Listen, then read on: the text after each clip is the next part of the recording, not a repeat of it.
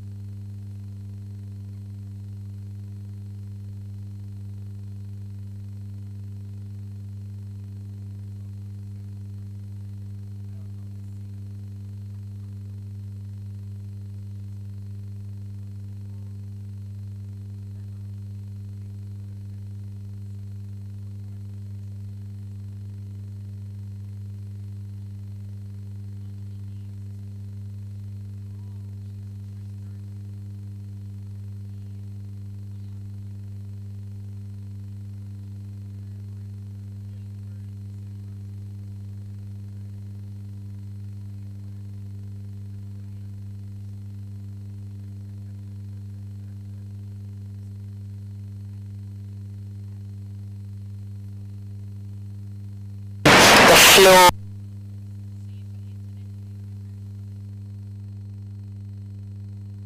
Yeah, sounds like I know this gentleman.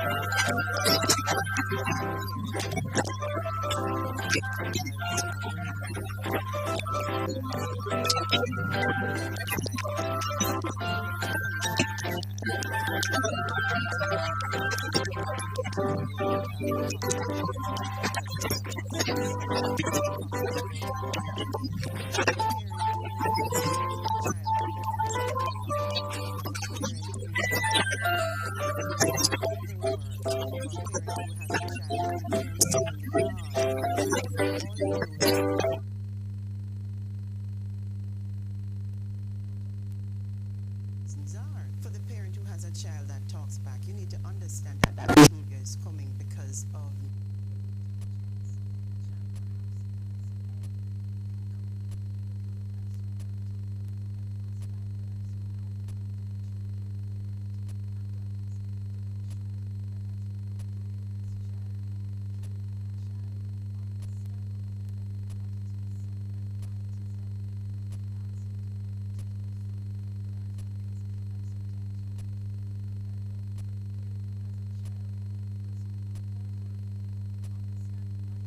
child doesn't do the homework? Is it because the homework is challenging for the child and don't understand? Is it that the child are unable to? Is it that the child doesn't like the teacher? Whatever it is, you need to find out what the cause of the behavior is, and that is how you're going to remedy it. So once you find the cause, let's say the child doesn't quite understand the content, which is why they won't take up the papers in the afternoon, then you need to be able to give that child extra tutorage. Say it's a child who loves to play and hasn't fully understood how to self-regulate and sit down and concentrate. What you now need to engage in is structured play. You need to be able to have an environment where you have the child play and then have the child transition from play to some other activity, and that lasts for a particular period of time, and then from that to another activity, so that they are able to begin to appreciate homework time as opposed to play time. Very important. Instead of getting irate when you do see the child in a defiant situation, your question must be, so why did you do that? What was that about? What made you make that choice? And then the next question is, do you think that choice was the most effective at the time, and why? As you work with your children through this, you have to have them think through their own actions, so that if they're hit with a situation again, they already would have thought through it and know exactly what is the best choice to make. Oftentimes, we call our children bad, rude, and even swear at them. Sometimes we get angry and feel like spanking them with belts, iron, and other implements. Corporal punishment causes childhood aggression and other levels of behavioral problems. No child should be spanked as a means of discipline, so please, beg you, try positive disciplining. Talk to your child. Take away privileges, assign chores. These are some of the ways to positively discipline your child. Let us end corporal punishment. A message from the Child Protection and Family Services Agency, CPFSA. Listen to me, and I want to listen to me good. You see, children, they are a joy to the world, and no one should ever try to harm them. Children just want to be playful, they want to be cared and protected. Now, how would you feel if you were a child that was abandoned, left at home, or being abused, beaten with all kind of stick and all these things? Or you are being asked to go out and do a whole housework and to work like you're a slave, or you're being sent on the road to go look money. Stop it. It is not right. Parents, you have to take up your responsibility. Give the children a chance to become a successful man or woman. Parents, we have to do our role. Come on, no man. A child protection means it, and that you feel too. So what you say? A message from the Child Protection and Family Services Agency, CPFSA. positive change. Hi, good morning and welcome to the Child Protection and Family Services Agency workshop. And you might be wondering what this workshop is all about, or some of you might already know, but I'll give you the scoop. We're going to be talking this morning about the Bystander Effect, and this of course is workshop number 3, and it's been hosted by the Anti-Bullying Technical Working Group. My name is Ruth Lawrence, and I'll be your Master of Ceremonies for this morning. What can you expect from this session? We're going to be talking a little bit about what is cyberbullying, what is bullying, and who is a bystander? Are you a bystander? I hope not. And if you are, guess what? We're going to give you some tips and some tools in terms of how you can be someone who will actually prevent bullying from happening. This time, just to kickstart the program a little bit, we're going to be playing now the national anthem. So if you're seated, just stand up for the national anthem.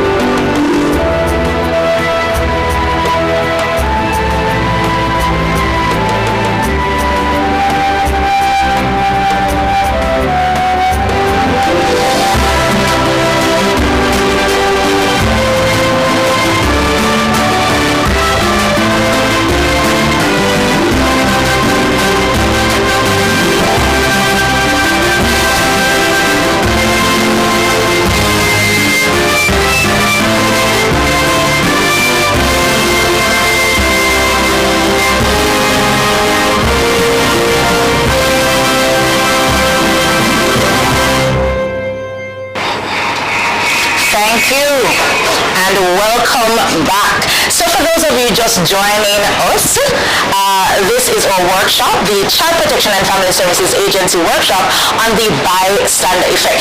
Now, before I even go into the expert panelists that we have, I want to see who is in the Zoom room. So for those of you who you can't type, and if you can't just I want to hear, where are you joining us from? Who are you? What's your position? I hear that we have teachers online, we have some principals online. Where are you from? Tell me in the chat so we can basically just give you a nice shout out, because we're really excited that you are here this morning.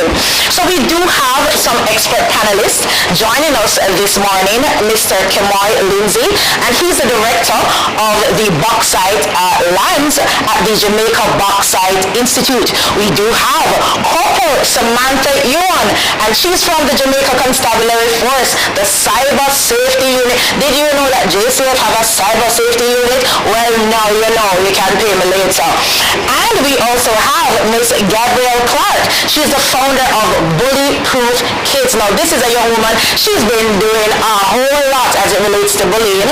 And last but certainly not least, Dr. Craig McNally.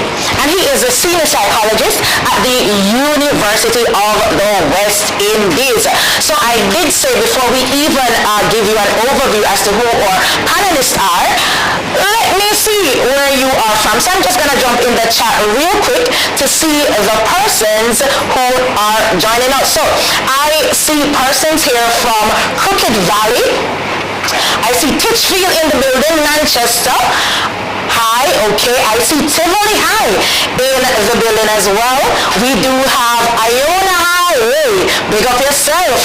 I see persons here from Kingsway High School. I see some CPFSA officers. I hope, well, we know they're always busy doing work. And I see persons from SOS Children's Village that's here. St. Elizabeth Technical, Lord of Mercy, they're coming in. Let me see who's next. NCU, Lord of Mercy, the social work students, them rolling out. I love to see it. UWI Open Campus, love it. Jamaica Theological Seminary, Let's see, Spanish Town Primary, and guess what? The list just keeps growing. Excelsior High School, Lord of Mercy. It's great, great, great to have every single one of you. And guess what? The most important thing is that we want to discuss this morning is how you can actually be that agent of change as it relates to preventing bullying from happening, whether it be physical bullying or what we call online bullying, aka cyberbullying. Now, I want to introduce this morning real quick our panelists, and let me just start with Dr. McNally. So Dr. Craig McNally, he is a licensed associate counseling psychologist, and he is the senior psychologist at the University of Technology. Dr. McNally is also a clinician at the UWI Mona Health Center. Next up we have Gabby Clark. Right? And Gabby Clark is a freshman at Howard University, and she's joining us online, by the way, and she's pursuing a degree in international business, and she is also a recent graduate of the Immaculate Conception High School, where she was a member of the ICHS Symphony Orchestra. And of course, she is the founder of Bully Proof Kids. Next up, we have Mr. Kemoy Lindsay, and he is with the Jamaica Bauxite Institute. Now, Mr. Lindsay is a graduate of the University of the West Indies, where he holds a Bachelor of Science in International Relations and a Master's degree in Public and Development Management. Of course, he is an astute youth development practitioner and very, very versed in this area. Next up, we have Miss Corporal. Listen, we're at the title, okay? Not even the title like the title, right? We're Jamaicans. But for those of you in foreign, and overseas, the title. We have Corporal Samantha Ewan, and she, of course, is assigned to the Jamaica Constabulary Force, where she serves as a detective corporal. Now, Miss Corporal Ewan she serves with the Jamaica Constabulary Force for over 11 years. Long time she's been here. She's a detective corporal attached to the Communication, Forensics, and Cybercrime Division. And of course, she's going to tell you all about cybercrime and how the JCF has been tackling that thus far. So now that you know who I am, you know who the panelists are you ready to get? Oh, as a matter of fact, before we even go into the presentation, did you know that by virtue of you participating today, that you have the opportunity to get a certificate of participation? Talk to me. So, all of you who want to upgrade a nice, good, clean resume, not to worry, the CPFSA, they've got you. All right, so right now we're going to go into the first presentation, and this, of course, will be done by Mr. Kemoy Lindsay, and of course, he's a director at the Bauxite Lands at the Jamaica Bauxite Institute, and he's going to be zooming in on the bystander effect. Mr. Lindsay, it's over to you. Good morning. Thank you for having me. And just to clarify, I'm here in my capacity as a youth development specialist, not as the director of Bauxite. Bauxite Lands has absolutely nothing to do with it. Right, for the correction. But thank you for having me. Morning, everyone. Morning to my fellow panelists and those who are joining us online in Streamland. So I was tasked with discussing with you today in a layman's perspective, because we have actual experts here on the panel. So my expertise again would come from the work that I've done in youth mentorship, etc., and the work that I do in social media and that as a side gig. So we just as soon they're seeing the presentation on screen. Alright, so the first thing we need to do is define what is cruel content. And cruel content is more or less any content post, whether it's a tweet or picture, aimed or intentionally directed to harass, to harm, to threaten, either through whatever the means, but just in a way that you intend to cause harm or damage to someone else. The issue is that sometimes cruel content is not always directed at a person, but if you post or you tweet something that you know might inflame a situation unnecessarily, whether it is spreading even fake news about a situation that you know will cause harm or damage in a wider scale, that can be interpreted as cruel in its own way. So how to fight cruel content, and if you notice the backdrop for the slide is a David versus Goliath story, and that was intentional because the truth of the matter is sometimes you see it playing out in front of you and it seems so much bigger than you. You feel you are powerless, to do anything about it, to do anything to help prevent the proliferation of this type of content. But as David did in the Bible, we will try to explain how you as David can help to bring down this Goliath. So there are some ways that you can handle it. So my first vantage point is from the user themselves, witnessing cruel content. And sometimes we witness some content online and posts that affects us on a deep emotional level. Either because you can associate with it, it triggers something in your past, or you're just, looking at it from the vantage point of this is just a cruel post.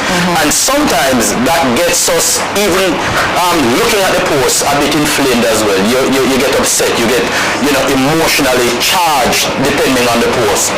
What I would recommend as a strategy, just to help you manage and regulate your own emotions, sometimes it's good to just step away, because you might insert yourself at that point in time into the situation or try to correct or adjust a particular behavior, but because you're already angry, that interception comes across as a type of an attack that may further inflame the situation. So sometimes it's best to walk away, take a time out, stay calm, and then you can use that time, if you still intend to respond, to construct something that would actually benefit the outcome that you'd want in the situation.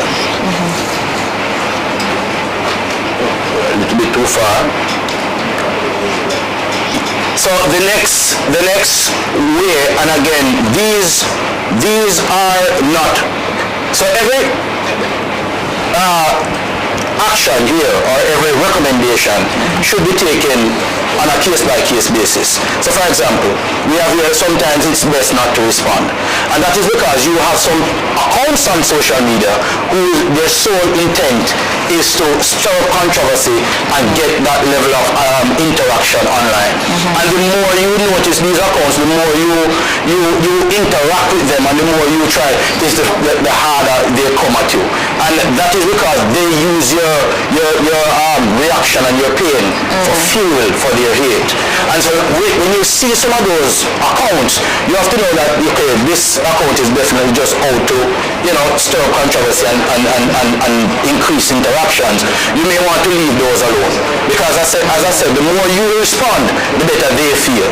However, there are times when you know the person who is putting out this cruel content personally, and you don't have to engage with them online in the public space, but sometimes you can shoot them a DM and say, boy, I don't think that was the right thing to say in the situation. And that would come again sometimes when you take a step back and think about what is the best approach to take to get redress in that situation. So it is a case-by-case assessment.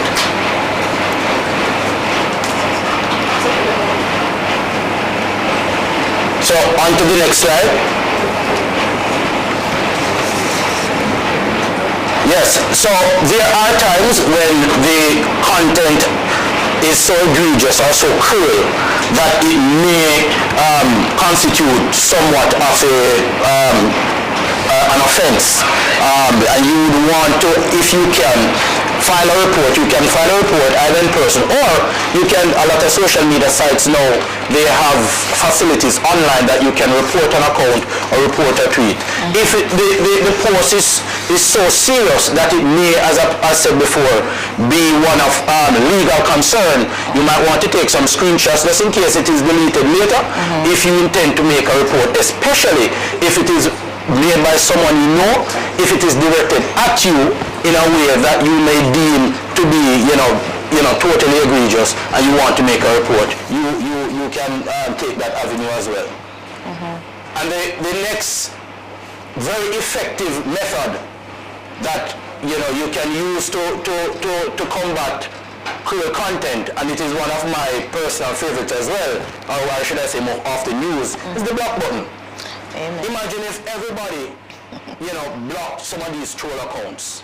They would have no audience, they would have no spectators. However, unfortunately, the world is not a utopia, and it doesn't always work like that.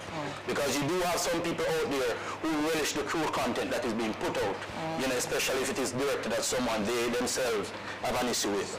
But blocking, troll content that you see and you know are just out to, hurt people. It is good not just to reduce their own audience, but also to protect your own personal space and mental health. Because if these posts really trigger you, sometimes it is best to just remove them from that, your space of consciousness. Yeah. So again, I use a block button very often, especially when I realize that it is a troll account, whereas I don't itch my black finger very sticky. And I will go. So for me, again, those are some of the ways that you, as a social media user online, can avenues that you can use to help to crush the cruel content. It may not seem like it is making an impact to you in the micro moment, but if everybody started thinking in these ways to use some of these strategies to nip it where they see it, I think the online user experience will be that much better for it. Don't be disheartened sometimes. Don't take on these things online that you see too heavily. Remember, even as you fight cruel content and bullying, it is also important to preserve your mental space and your mental health as well. So sometimes the best way to fight it is to take a step back, take some time out, level your emotions, and then think of the best way forward. That is good. Wow. OMG. Thank you so much, Mr. Lindsay. Now, I'm very happy where this discussion is going, especially on the matter of cruel content. But I was equally watching the sign language interpreter, and I recognized that there is a sign for block. And it's very so listen.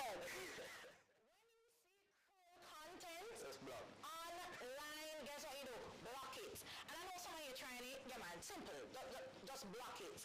But I'm really happy that you highlighted some of the tips in terms of how we deal with that. Screenshots, the messages, so you can channel them or report them. I like the fact that you also said that it's important that if you can't deal with the situation in that moment, you block it altogether. Or you can choose to report it in the best way possible. Thank you so much, and we're not done yet. We do have questions for you, but we're gonna do all the presentations first. Then we will come to the Q&A section. So if you have a question, please feel free to make a note of it, and then once it's Q&A time, feel free to raise your hand or drop your question in the chat. Next up, we will be having Corporal Samantha Yuan, and of course she is assigned to the Jamaica Constabulary Force, the Cyber Safety Unit. Now, Corporal Yuan will be speaking to you about, again, the bystander effect, but how it is that the JCF is actually tackling such incidences. So, Corporal Yuan, it's over to you. Good morning, and thank you for having me. I am Samantha Yuan. I'm a detective corporal of police. I'm attached to the CFCD, Communication Forensics and Cybercrime Division.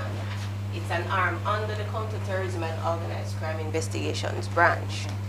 And I'll be looking at cyberbullying, which is a evolving, a rapidly evolving challenge in the technology era, as well as I'll be looking at the bystander and how crucial their role is in the phenomenon.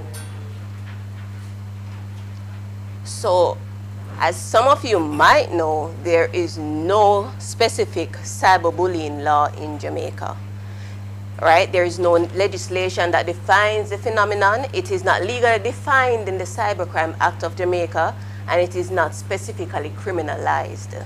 However, what we do have is what under the Cybercrimes Act of 2015 is malicious communication, Section 9, where it speaks to transmitting or showing or passing on offensive information that might be considered malicious. The information has to be malicious, threatening, and menacing in nature for it for us to have a claim to say we're going to submit this to the court for an offense of malicious communication. So there is no real law for cyberbullying, but this is the closest we have to cyberbullying, which is the malicious communication under the Cybercrimes Act, Section 9. So also, we also assist where we have the Community Safety and Security Branch. They have the school resource officers, and I will have my colleague, if this voice note can be played, he's the National Coordinator for the Schools Resource Officer Program. So we'll hear a listener voice note from Detective Corporal Andrew Williams. Can you play the voice note, please?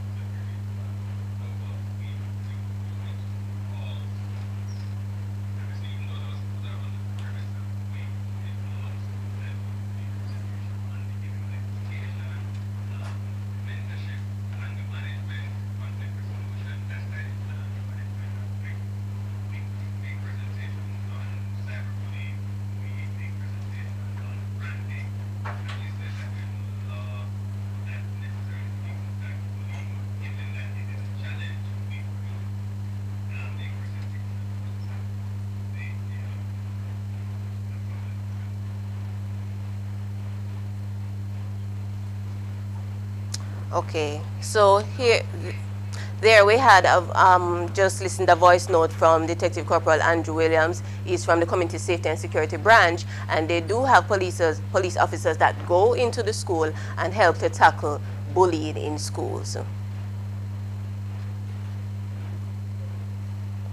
So let us look at some definitions. Cyberbullying, this is willful and repeated harm inflicted through the use of computers, cell phones, and other electronic devices.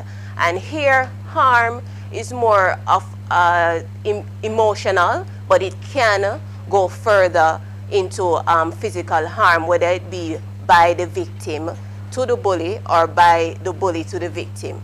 So it can stem further. But as it is where cyberbullying is now, what it does, it harbors emotional harm on the victim. While we have cybercrime, which is any criminal or other offense that is facilitated by or involved in the use of electronic communication or information systems, including any device or the internet or any one or more of them. So the key players in cyberbullying, we have the victims and we have the bullies.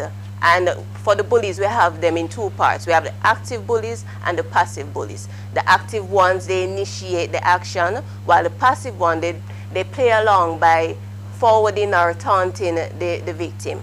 And we have the bystanders. The bystanders are very crucial, and I'm not sure if they realize how important their role is in this equation. So the bystanders in cyberbullying are individuals who are witnesses or who have some knowledge of cyberbullying but takes no action to intervene or stop the behavior. Their action can have a significant impact on the cyberbullying incidents. So what we can do is reform bystanders and let them know that they can be the hero in the situation, having the hero effect, right? So if we could rebrand bystanders and let them know that, hey, I'm the hero in the situation, maybe more persons will stand up, right, and speak up and report matters of cyberbullying and bullying in itself. So bystanders can play a crucial role in either perpetuating or stopping cyberbullying. When no action is taken, they may inadvertently encourage the cyberbullying behavior. If they do intervene and take action, they can help to stop the behavior and support the victim. So actions bystanders can take, they can speak up. Let the bully know the action is wrong and express their disapproval of the action. Report the matter, whether it be to the parent, teacher, or any responsible adult. This helps the victim to get the help they need and bring the bully and have the bully held accountable for their actions. So, and they can also support the victim. Bystanders can offer support and encouragement to the victim of cyberbullying. They can let the victim know they are not alone and they have somebody to speak to and to listen and help.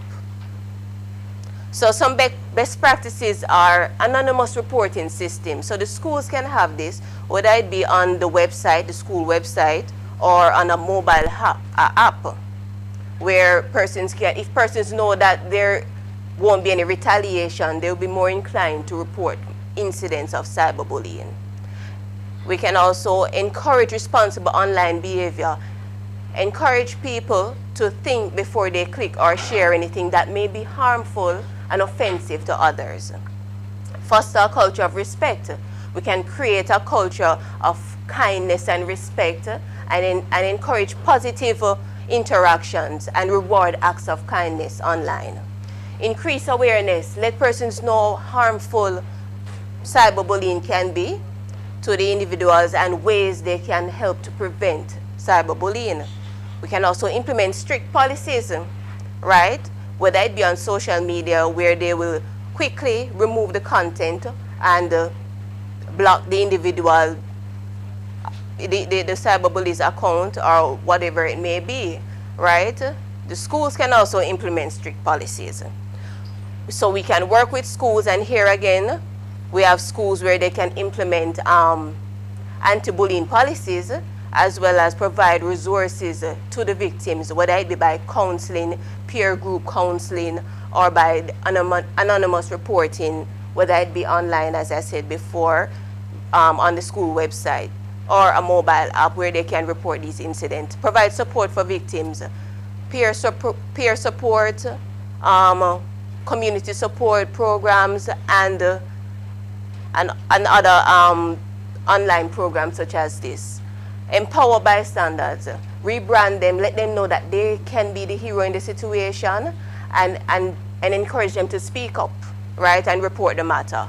Work with parents, help parents to identify when their child is being bullied, or their child themselves is the bully, and how to monitor their children online. So some user-friendly and easy-to-use activities, design posters. Poster design competition to create posters with anti-bullying messages could be a great point to do. Create positive affirmations, encourage positive messages to post that will create an environment of kindness. Organize online quizzes. This can be designed for anyone, whether it be the teachers, the parents, right, or the teachers, to help increase knowledge on the prevention of cyberbullying. We can also offer online courses, that teaches online behavior, the effects of cyberbullying, strategies for preventing cyberbullying. And also we could create interactive games, create fun and engaging games that teaches how to deal with cyberbullying. Conduct a social media challenge, launch a challenge online that promotes kindness and respect. So in conclusion, cyberbullying requires a comprehensive approach that involves education, awareness, policies, and support for victims. By working together, individuals, schools, and communities can create a safer and more respectful online environment. User-friendly activities can be effective in preventing cyberbullying by raising awareness, promoting positive behavior, and empowering individuals to take action against cyberbullying. Bystanders have a crucial role to play in preventing and stopping cyberbullying. By taking action, bystanders can help to create a safer and more supportive online environment. Be the hero. Will you stand up today? All right. I love it. I just love that last line. Be the hero. And what's the question you asked there? Will you stand up today? Will you stand up today? And guess what? Even though these presentations are pretty interactive and very informative, I want for you to take away today the key messages. And it is this: don't be a bystander. And just in case you missed the definition of a bystander, it's someone who observes, someone who sees, is present whenever there is a malicious action happening and they do nothing about it. How many of us have been in situations where we see or we observe and we do nothing about it? But today, I believe all of us have the unique opportunity to be the hero. Thank you so much, Corporal Yuan.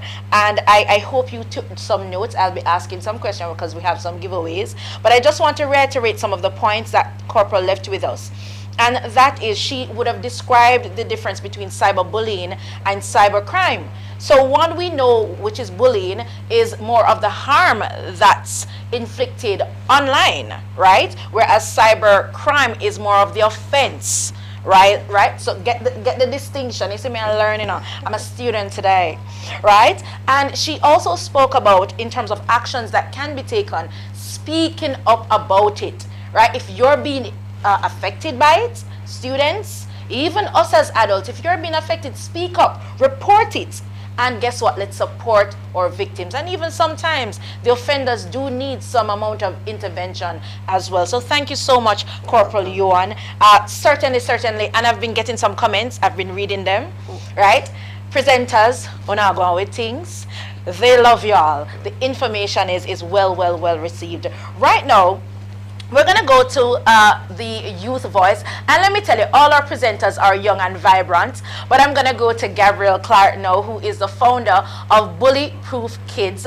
And she's going to share her youthful perspective on the bystander effect. Gabrielle, it's over to you.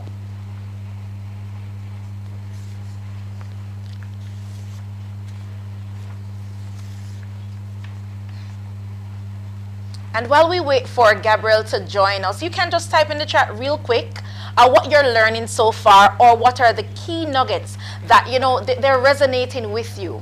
All right? So Gabrielle, right over to you for your presentation.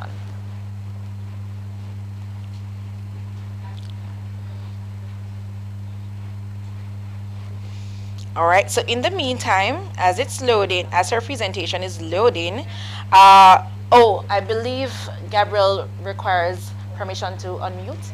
Yeah. All right. And I am very happy to see in the chat Miss Winnie Berry, who is the director for the National College for Educational Leadership. Miss Berry, it's good to have you online. And I'm very pleased that our participants today are really enjoying the information being shared today. Do we have Gabrielle now? Okay.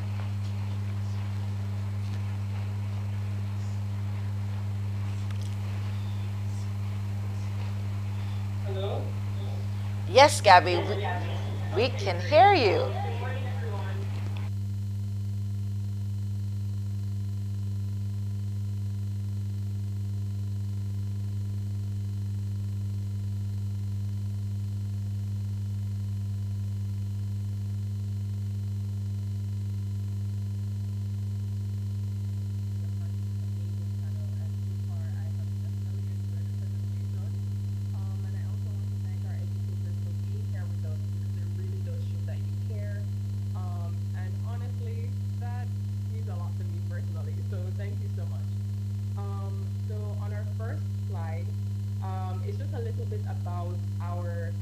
organization Bully Proof Kids International.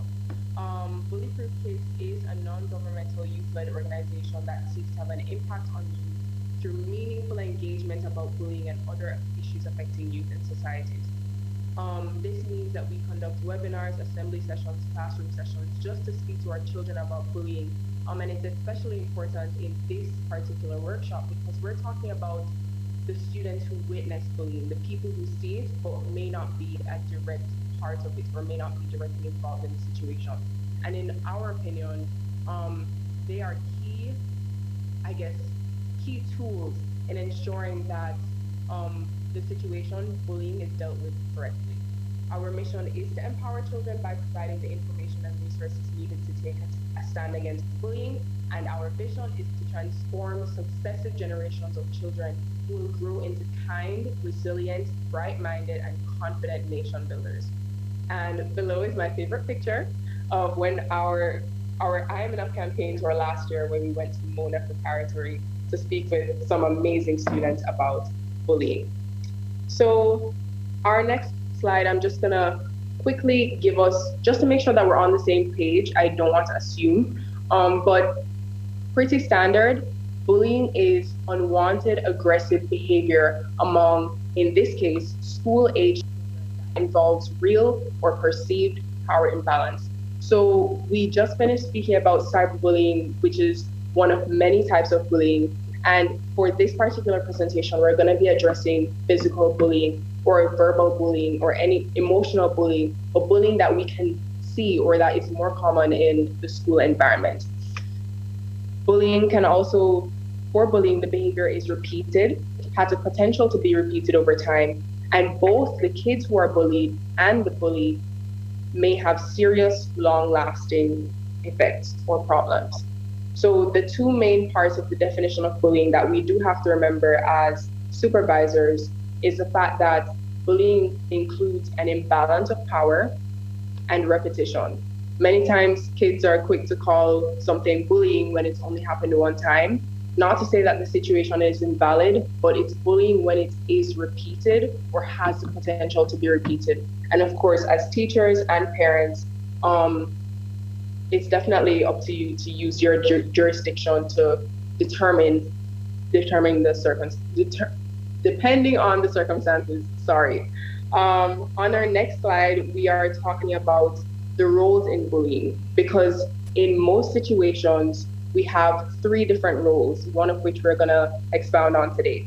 The first role is the person targeted by the behavior or the bully, the person initiating the behavior, the bully. The first person is the victim, sorry. The victim, the bully, and the bystander, okay? We're gonna remember that, the victim, the bully, and the bystander. In all cases, or in most cases, I'll say, you have three roles, the bully, the victim, and the bystander, or bystanders. And the bystander is what we're gonna focus on today. So on our next slide, please. Two slides. Can I go to the next slide, please?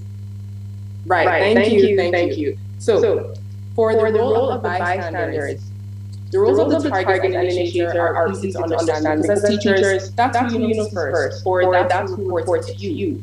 But the children who witness bullying have an incredibly powerful role in the situation, and they can either make it worse by joining it or contributing it, or they can make it much better for the victim of bullying, right? So some that bystanders choose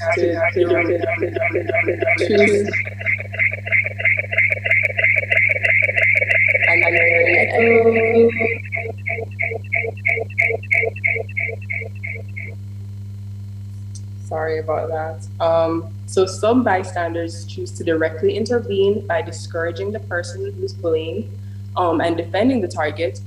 And then other bystanders get help by rallying support from peers to stand up against bullying. So while we are talking about bystanders, we do have a main difference between an upstander and a bystander. And an upstander in this case is the persons that we'd like to turn our students into upstanders. And that's the person who intervenes or takes action, right? Bystanders, or the passive bystander is the person who just watches it happen and reacts passively or even encourages it, right? And that's not what we want. We want upstanders, right? So, teachers, educators, students are very, very powerful in this situation because in most cases they do know about bullying way before the adults do. They also have a better, hard to understand, but they do have a better understanding of the culture of the school. In fact, they do make up the culture of the school, and therefore they are able to help you to diffuse the situation and to have a better understanding about why the bullying situation would have occurred in the first place. They can also see this bullying as an issue themselves, and so in that case, they can act as your right hand or left hand, or as an extension of you in the situation. And that's why we started having ambassadors in schools for bully-proof kids, because although we may not be able to be everywhere at once, it is important that we are able to have persons who represent us. And in the same way, we have prefects, we have sub-prefects, we have class monitors. This is their role in this situation, to act as an extension of you so that they can help the situation too in the event that you're not there. So on our next slide, I just have 4 facts that you can use to help a child if they witness bullying behavior. So the first one is to let the child know how powerful they are. This is very important because nearly 60% of bullying situations end when a peer intervenes. Okay, students are very, very important because although teacher intervention or higher authority is necessary depending on the magnitude of the situation, our students can actually do their part and help before you even get a chance to, right? It's also important that we make it clear that they're not to join in, especially for the younger kids, the babies, the toddlers. I don't know if you have any younger age groups here, but we need to make it clear that they're not to join in. We need to make it clear that we don't agree with that type of behavior. We do not encourage it, and we do not expect it in the school environment, right? We also have on our next slide, the third one, which is we're going to encourage our students to show support for the bullied student. I'm speaking based on experience. When I was bullied, the only reason why those tears stopped, and I'm going to be 100% real with you all, is because my best friend was by my side. It makes a huge difference having support, and I think we all know, even as adults, new adults, that a little support goes a long way, and it is no different in this situation. Just having a friend can just make a huge difference, especially because in this case, most times the child is going through a lot emotionally, and so they're going to need a friend, someone to listen to, an outlet, or perhaps just a helping hand, right? So we do want to encourage them to support the person who was bullied. We're also going to ask them to spend time with the students who are bullied. Try to get the students who are bullied away from the situation. Listen to the student. Tell the student that no one deserves to be bullied. And if the child feels comfortable, they can tell a trusted adult. And we are not going to encourage or contribute to bullying. On our next slide, I also have a list of best practices. When an adult in school witnesses bullying, we really do encourage you to intervene immediately. Of course, circumstances may vary, and depending on the magnitude, you may not have to, but we encourage that you intervene, and it is okay to get another adult to help. We also ask that you separate the kids involved, make sure everyone is safe, meet any immediate medical or mental health needs. Emphasis on mental health needs because we are trying to ensure that the emotional well-being of our students is at the top notch, especially at school. We're gonna also ask our educators to stay calm, reassure the kids involved, including the bystanders. Many times we go head on to the bully and to the victim, which is understandable, but we need not neglect the bystanders, the students who would have watched it, who have seen it, and who could possibly help. we are also asking you to model respectful behavior when you intervene. This means we are gonna keep our cool, right? You'd be surprised to know how much your reaction could change the direction of the situation. I'm not saying that you might not get irritated or upset or just fed up with students on a whole, because I know your job is not easy, and trust me, you have all my respect. Trust. Like, I really do appreciate what you do. But in this case, I am asking all of us to keep our cool, and respond instead of just reacting readily, right? Cool.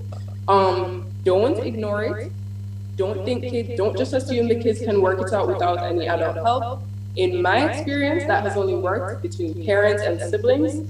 This is not a parent and sibling situation. These are students and you are the teacher or supervisor. Immediately try to sort out the facts. Please don't go ahead and jump in to assume or to accuse anyone.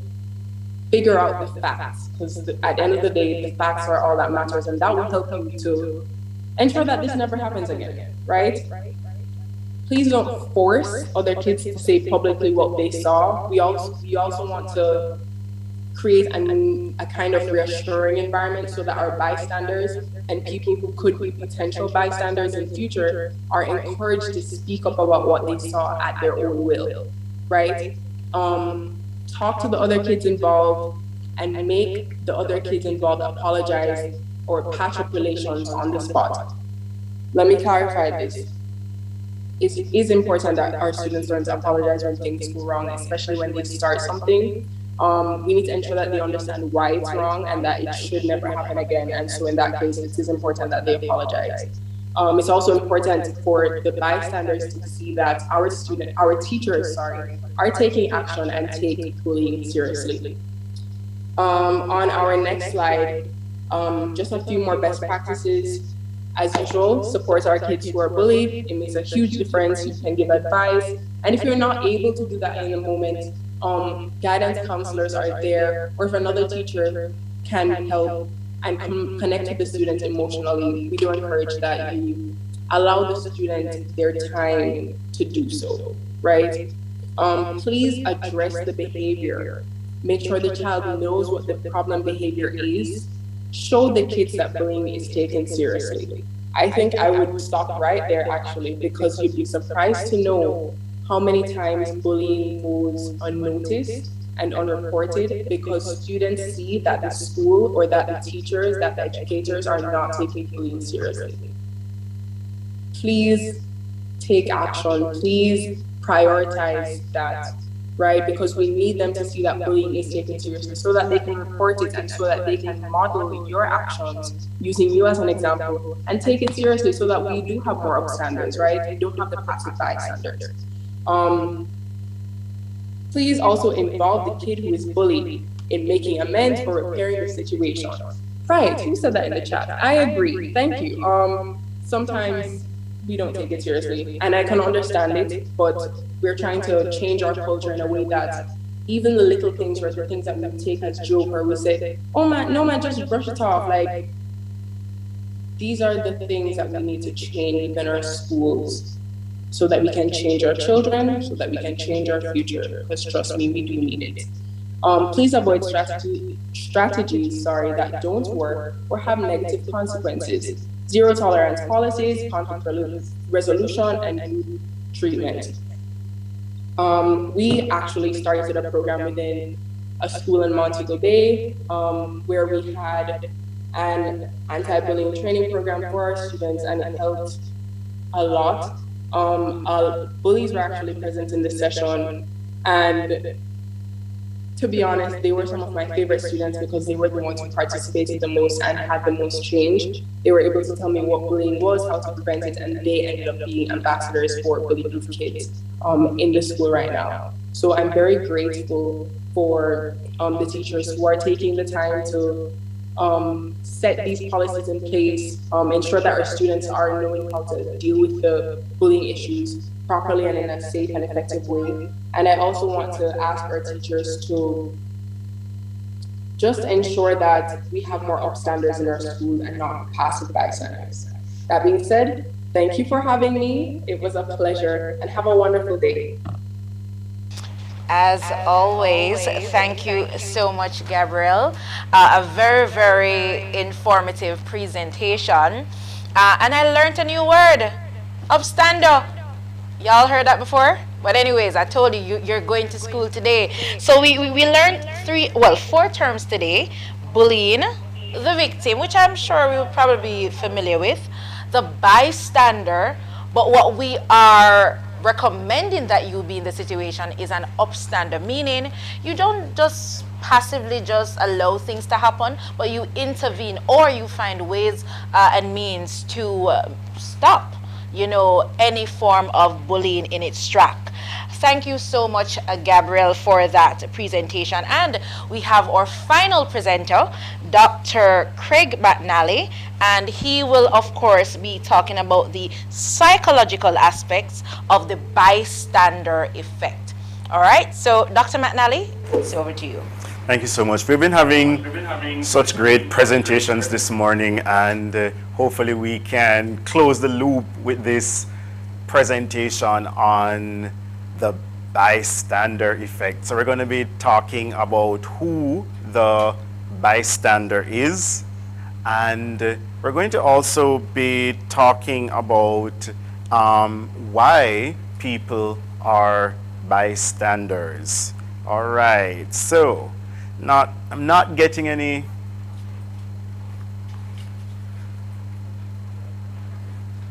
There we go. All right, so we're going to be talking about the bystander effect.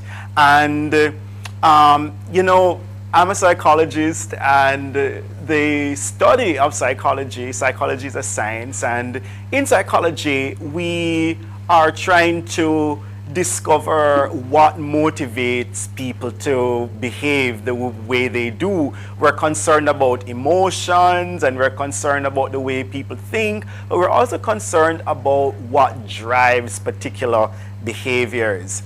And one such behavior that we're concerned about is the bystander effect. In other words, we want to know why individuals are less likely to step up and help someone who is in need when other people are present. And we also are interested as psychologists to find out why it is that the greater the number of bystanders, the less likely it is that someone will want to help a person who is in need. So here are some examples of the bystander effect in action.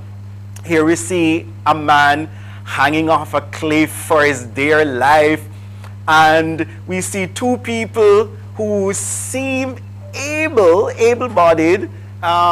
They are in the vicinity, but instead of perhaps creating a basket by holding hands that the man could fall into, or going to get a ladder, or calling the fire department, or calling other people to help catch the man, probably getting a sheet or something that he can fall into. No, what they're doing instead is capturing the moment with a phone and a camera and not helping him.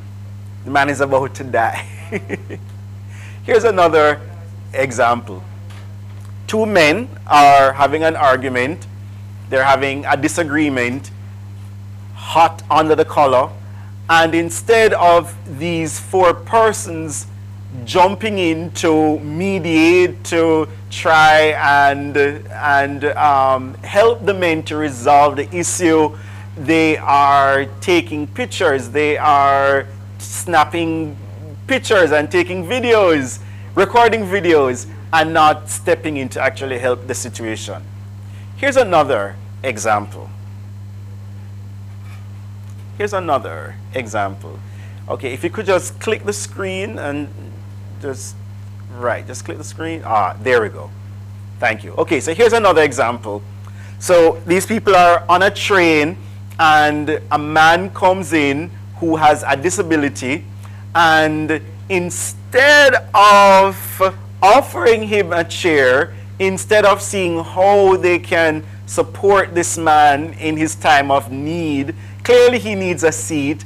What is everybody doing? Everybody is on their phone capturing the moment, probably waiting for him to fall and maybe break the other leg, and then they will send it to all their friends, post it on TikTok, and say, yo, look what happened to the in the train. One foot man not come in, and the man can't hold on, and before me know it, bloops, the man drop, broke the other foot. You ever see nothing so yet?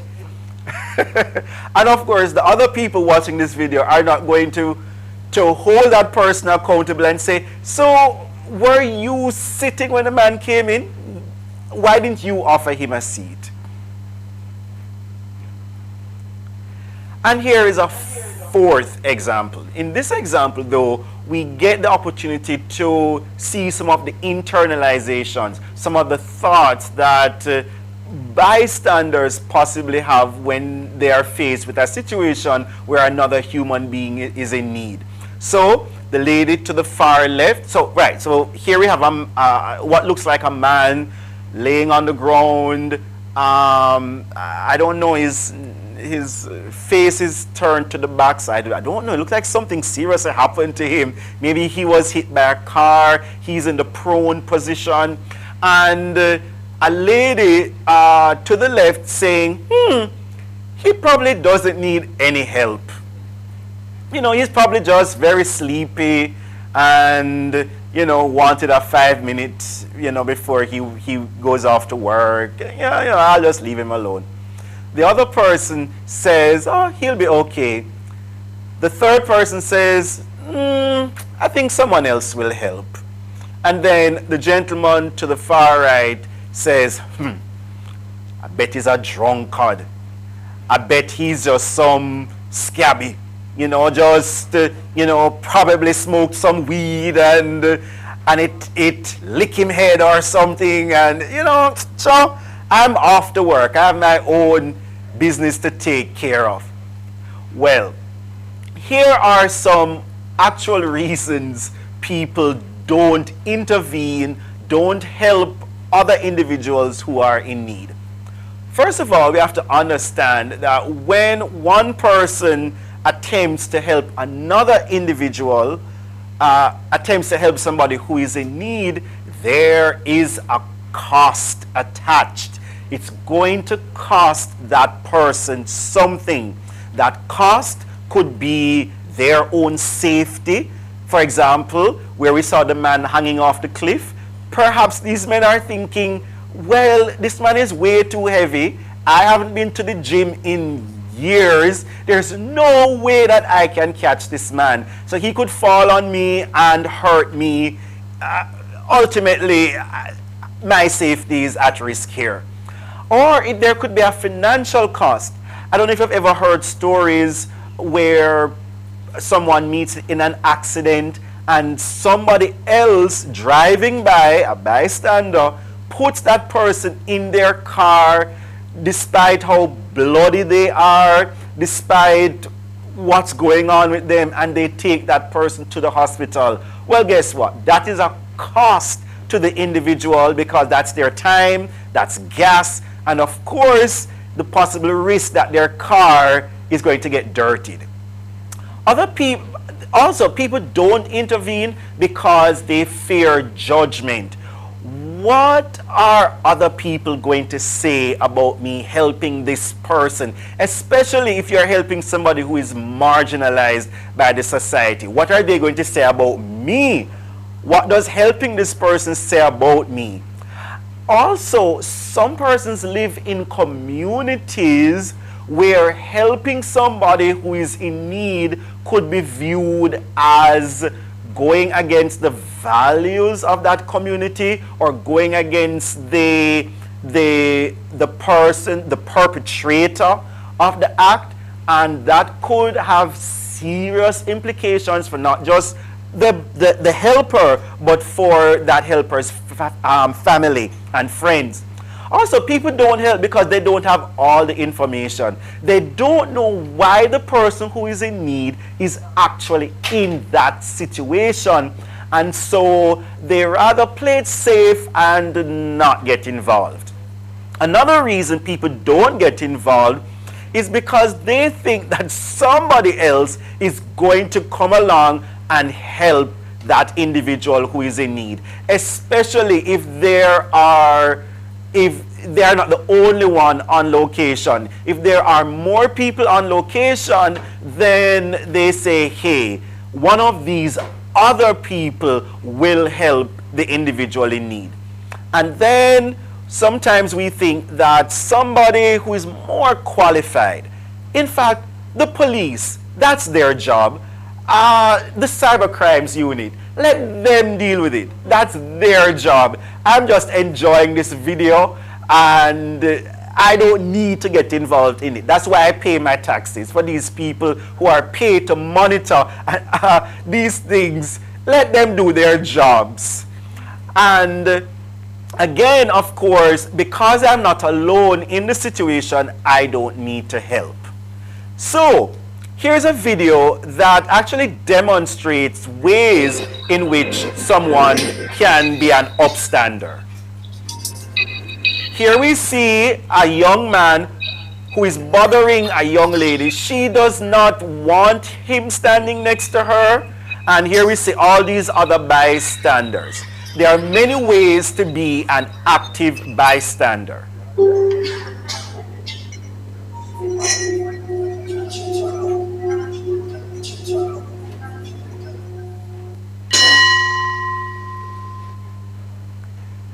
So despite your age, you can be an upstander. Here we see this elderly lady. She recognizes what's going on and she steps in the best way she knows how.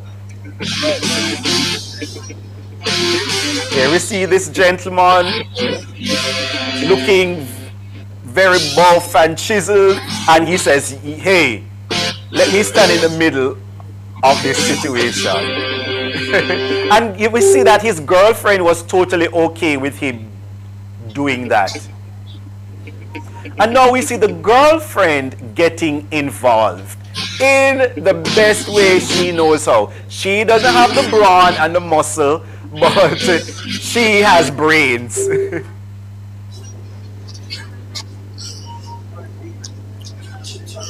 And here's another way. We see somebody who looks like a karate expert. He's not actually being a vigilante here, which is good. We see him just using his presence as a deterrent.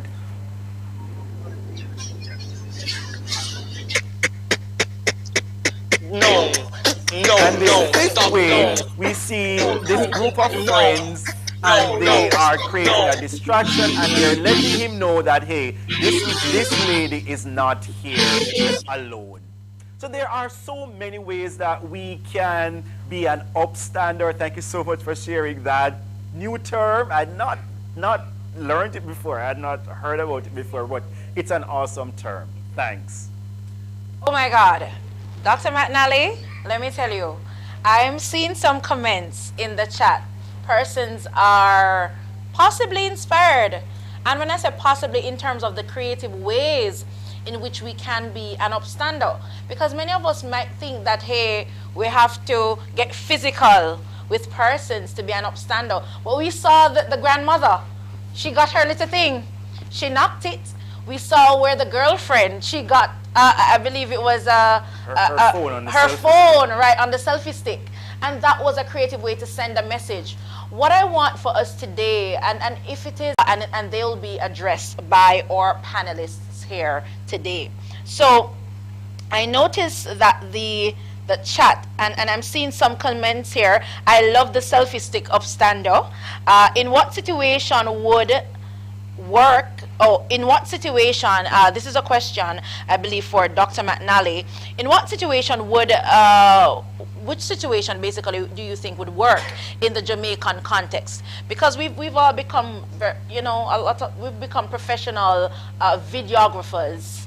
We've become professional videographers nowadays, where everything that we observe, we want to record, and we don't do anything about it. So in your context, Dr. Mack, tell us, how do you think we could approach it? Well, you know, it's so great that these days we are seeing people, especially on social media, who are becoming activists. They are actually standing up now, and they are using social media platforms to voice their concerns and to voice their displeasure at various things that are happening in our society. And so I want to say that as much as social media is a forum for persons to cyberbully and to hurt other people, it has become a very useful tool to mitigate against, you know, those kinds of experiences.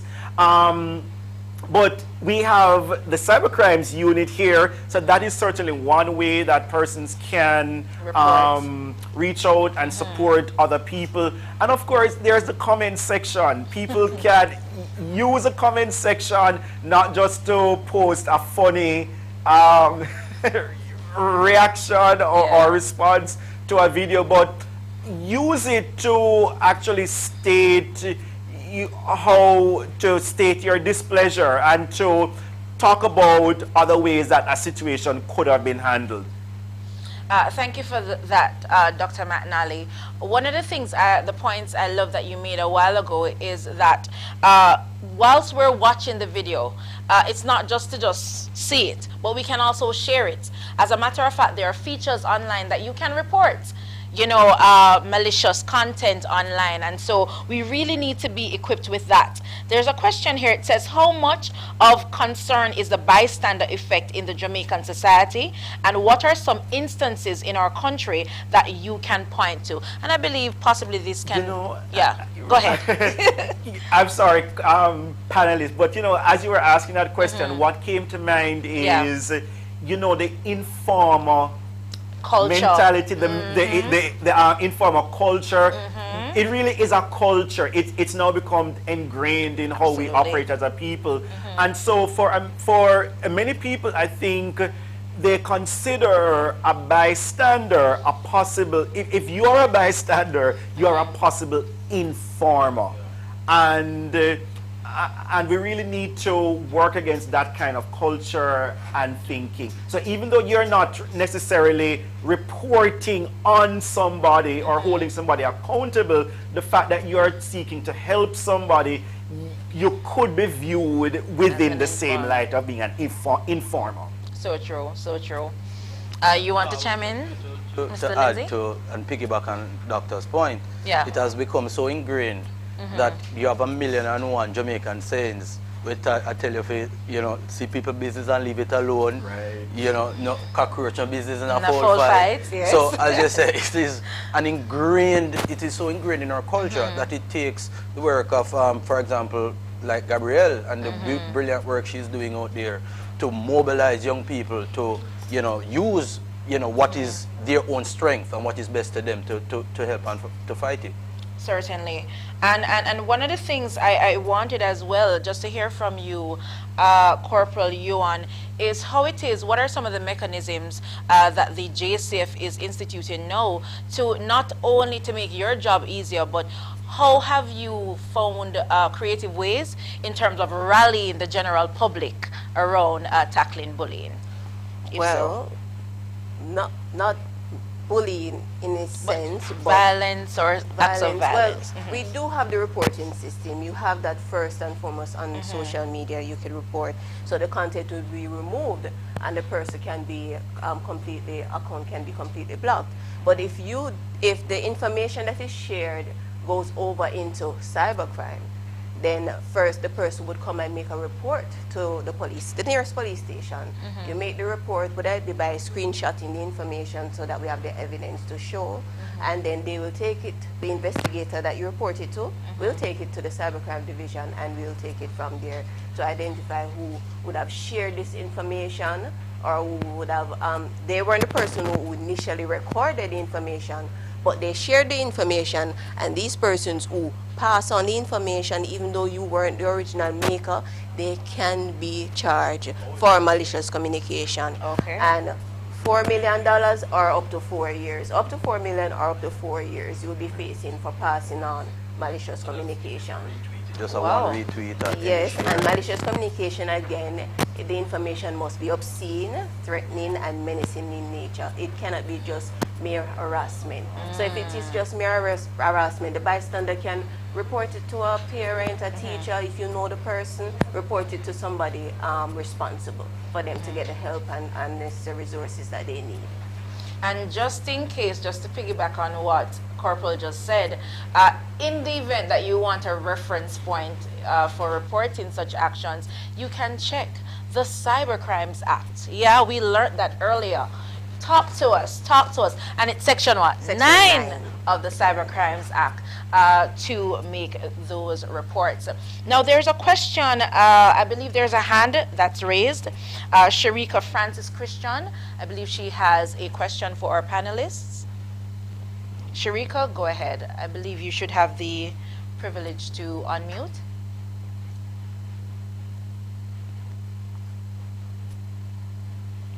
Sharika? That's Sharika Francis Christian. Or, okay, let's go to Patience. Patience, are you able to unmute? I believe you have a question. Thank you. I just got the privilege to unmute. Thank you. Okay, awesome. Go ahead. All right. I'm really glad to be in this presentation. I was actually in a class teaching my students. So when I got the link from a parent group, so I shared with my students and I asked them to join. So I'm here. Now, a quick one. Just maybe I missed the corporal's presentation, but I heard that there is a law. My question there was, are there laws for passive bystanders and those who just watch in a video? Because I saw a video, a boy bullying a next boy and others were just there. So are there laws that implicate those who were just watching and those who were promoting it? I mean, right on the ground, like you see the students beating each other, one beating one, and everybody join and beat up the other. So those who were beating up a next child, would they be taken into custody with their parents because are there laws? Because we see several videos coming around, especially with the high schools.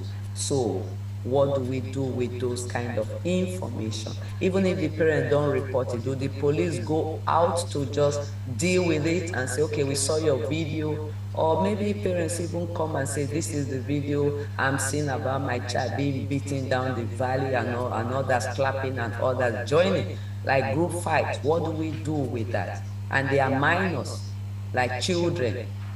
Thank you. Thanks so much for that question. I'm going to turn that over to Corporal Yuan.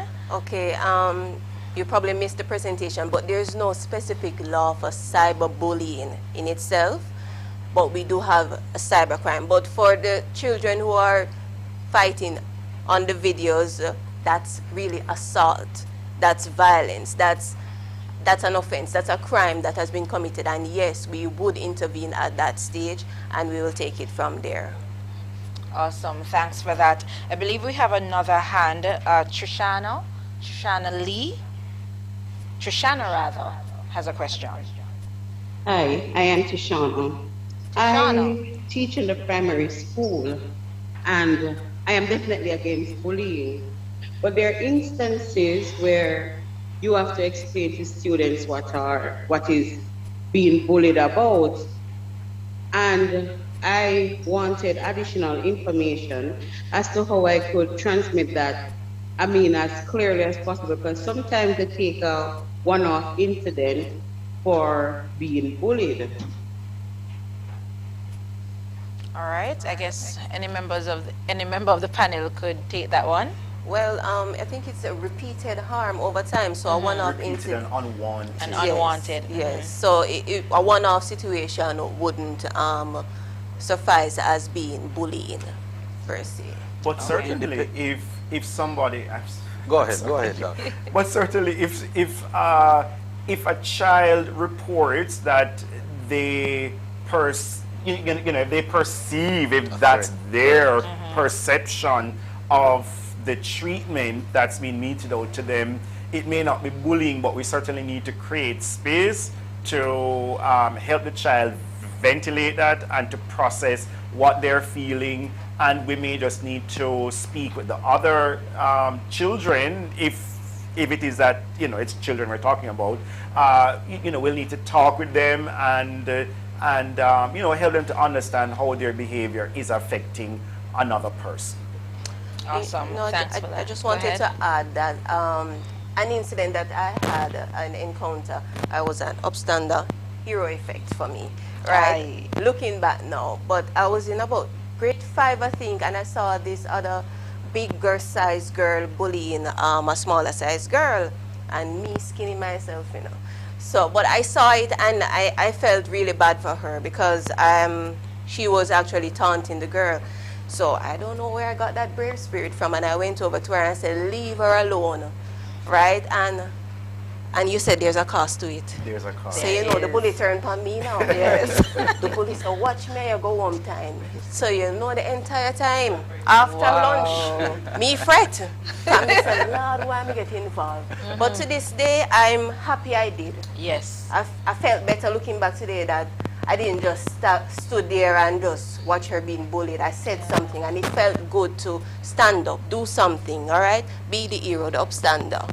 But she did want to fight me after school, yes. But it didn't happen. She just cussed. And we became friends after that, Wow. We became friends after that. So, yeah, just stand up, do something. Don't just let it slide and say it's not your problem. It's everybody's problem. It can happen to you tomorrow. Sorry, ahead, I just wanted to add to the conversation regarding, the frequency of the bullying act to say, when does it become bullying? There are exceptions. For example, if you have a person who consistently bullies those around him, if he targets even one person for the first time, because that person has a tendency to bully those around them, even him directing that bullying behavior to someone on a single occasion is, can be interpreted as bullying, because it would be in line with his or her, usual disposition in terms of how they treat people. So if you feel that, and just to answer the question that was posed earlier, if the child feels that because of whatever was done to him or her, there is a feeling that he's being bullied, especially if it is out of nothing, as Doc says, listen to the child and learn what are the facts of the interaction. So if in fact that child was the victim of bullying or just a one-off, spat between, two children. Got you. Just to add to that, it may have been a one-off situation, as you said, for that person, but if that person speak up, then we could get other stories from other persons who have encountered that person as being a bully. And I love the points that are coming out, and it was just brought to my attention that there is actually, for persons who might be wondering, where do I report incidences of bullying or, harm that might be experienced by a child or so, the 211 hotline. You can actually dial 211, and it's operated by the CPFSA. So if you know of any incidences of bullying, be it general physical bullying or cyberbullying, which is more online, you can report those incidences to the 211 hotline. I believe there's another question. Let me see. Winsome Reed is asking how to get in touch with the panelists. I'm sure Winsome will give you some information a little later with regards to how you can get in touch with the illustrious panelists for them to come to your school to give more information. I think there's a hand that's raised. Kadian's hand is raised. Kadian, go ahead. Hi, good morning. I have a question. I would like to know how you would resolve this issue. For example, you have this particular person who have very low self-esteem, and they believe as if everything that a person may do, it's always about them. So imagine you and someone walking, just laughing about something, and then probably in the evening you hear that you are being reported because that person reported that you have been bullying them. How would you go about the deal in that situation? All right, I believe any member of the team could tackle that. Yes. Go ahead, Doc. Okay, so of course, the wheels of my brain are turning, and I'm like, sounds like that person has a personality disorder. But please don't go and say, I was listening to this thing, and the person says, you have a personality disorder. That's not diagnosed. But it could be. Unofficially. Right, but there are persons like that who perhaps have had adverse childhood experiences, meaning as a child they would have had some very negative lived experiences, perhaps in their family or even at school. Many of these issues have gone unresolved, they have gone untapped. Or probably even their experience as an adolescent or as an adult where they believe they've been victimized or they have been victimized. And so they continue to project a lot of these negative feelings and thoughts and beliefs onto other people because of their lived experiences. And so it might be important for somebody who is aware of the situation, who is aware of what's been going on over time, somebody who has authority or somebody who the person may trust, to take them aside and to perhaps have a discussion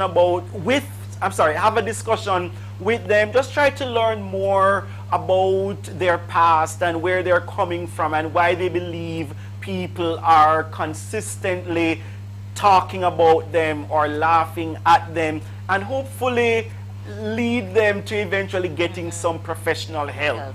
But we certainly would want to be empathetic towards that person, because it is likely that they've just had some very bad experiences in their life, and they have used those experiences to now paint and to flavor everybody else who they are coming in contact with.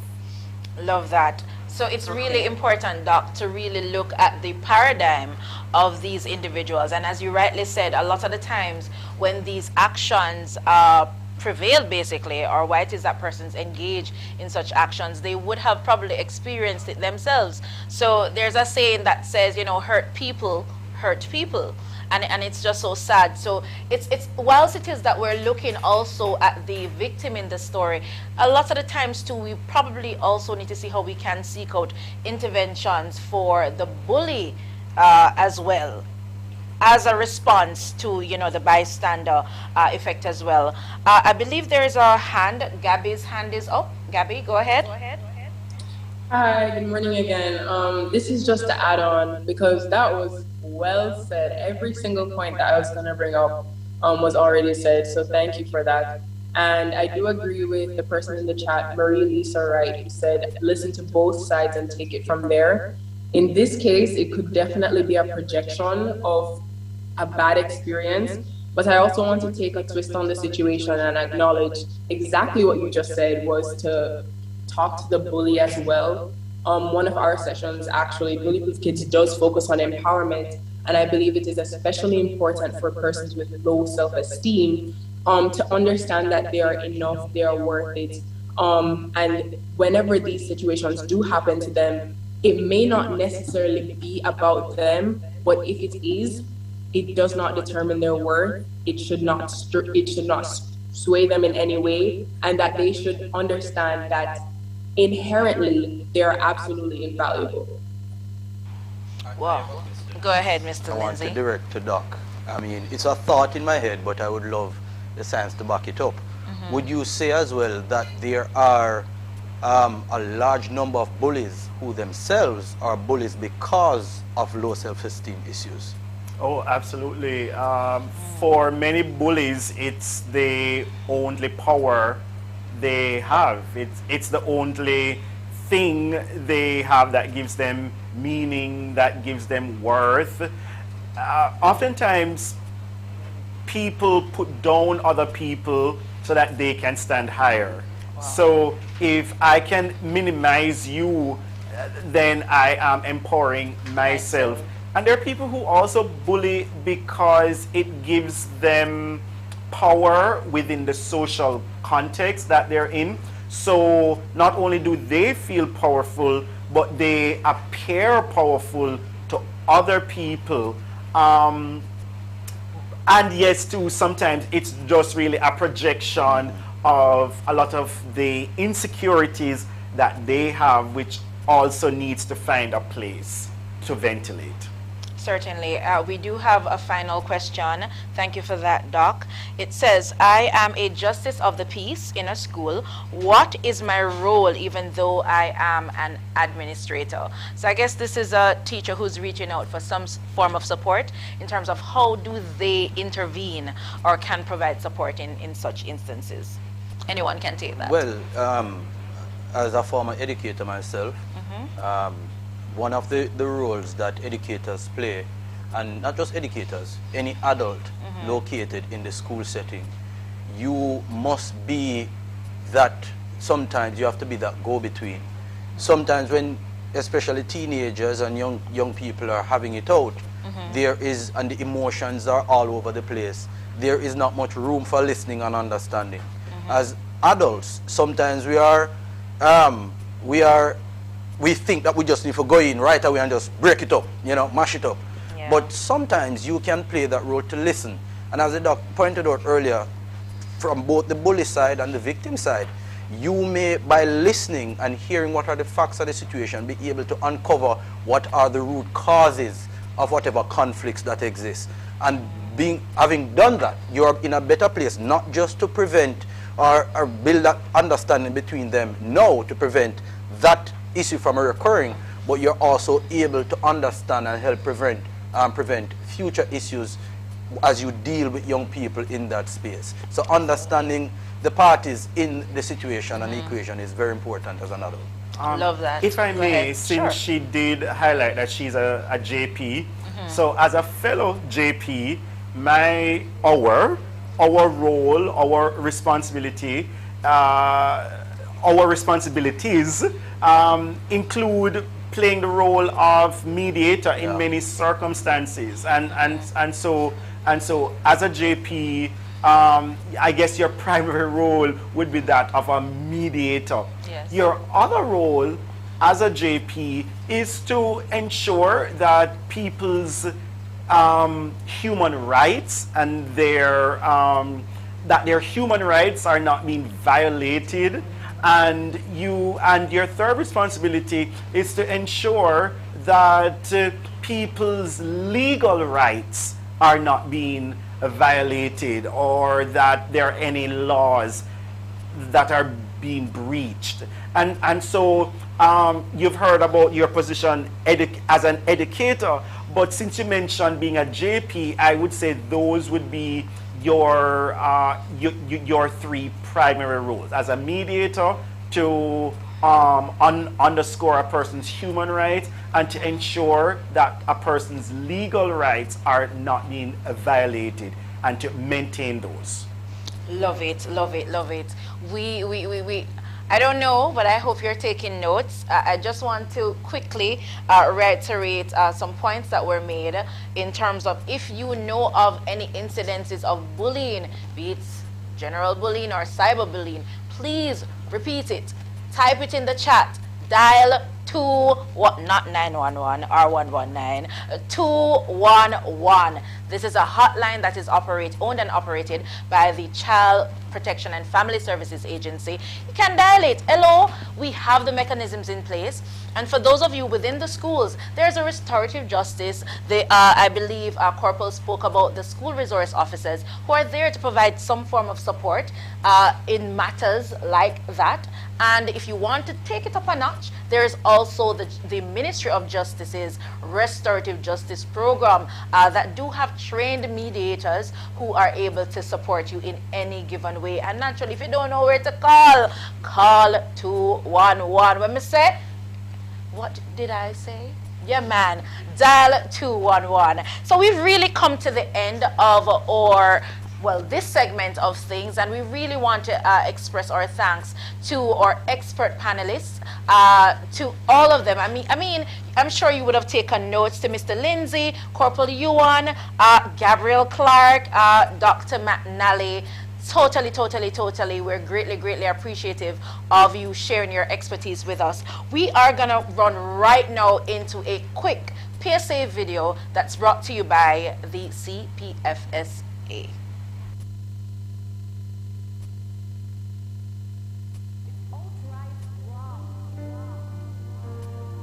Did you know that bullying frequently takes place at school and on our playground? And more than 60% of Jamaican students face abuse from schoolmates. If you bully kids at school, it's wrong. If you are being bullied at school, speak up about it so that help can reach you.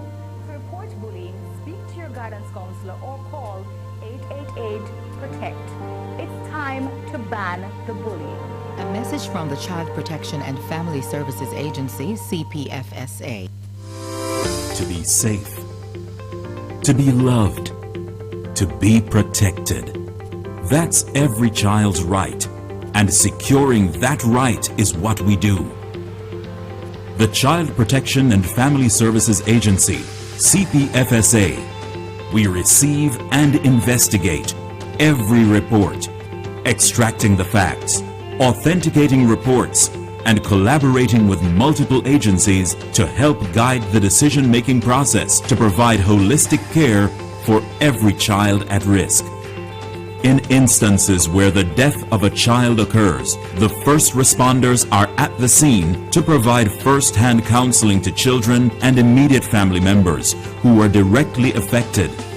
They are then referred to the Victim Services Division for follow-on counseling and support. We strengthen the legal framework. Through court services, our team provides the court with accurate social inquiry reports.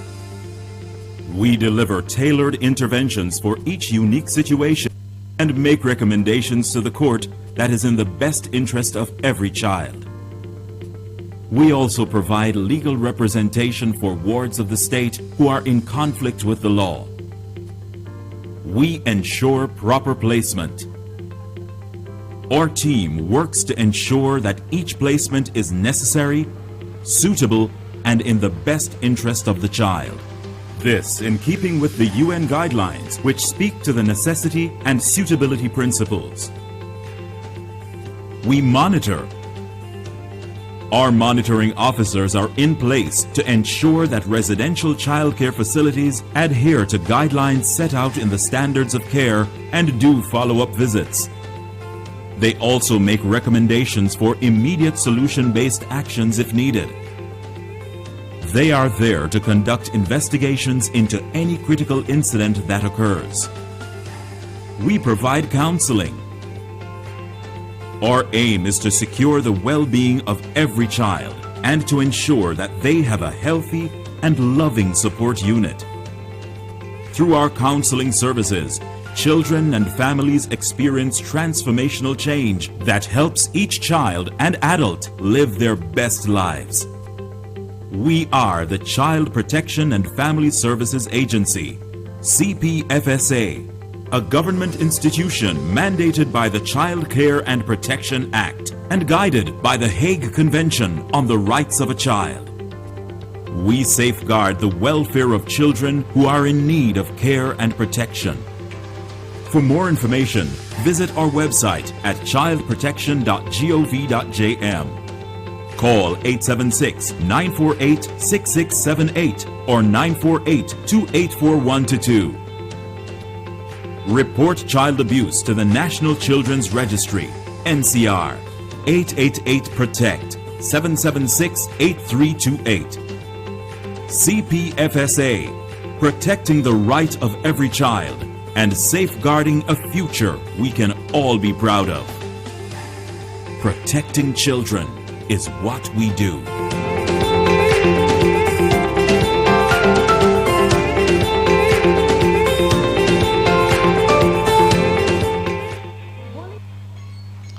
Thank you so much for sticking and staying with us for the Bystander Effect Workshop 3 in the series linked to the anti-bullying, well, that is hosted rather by the anti-bullying technical working group.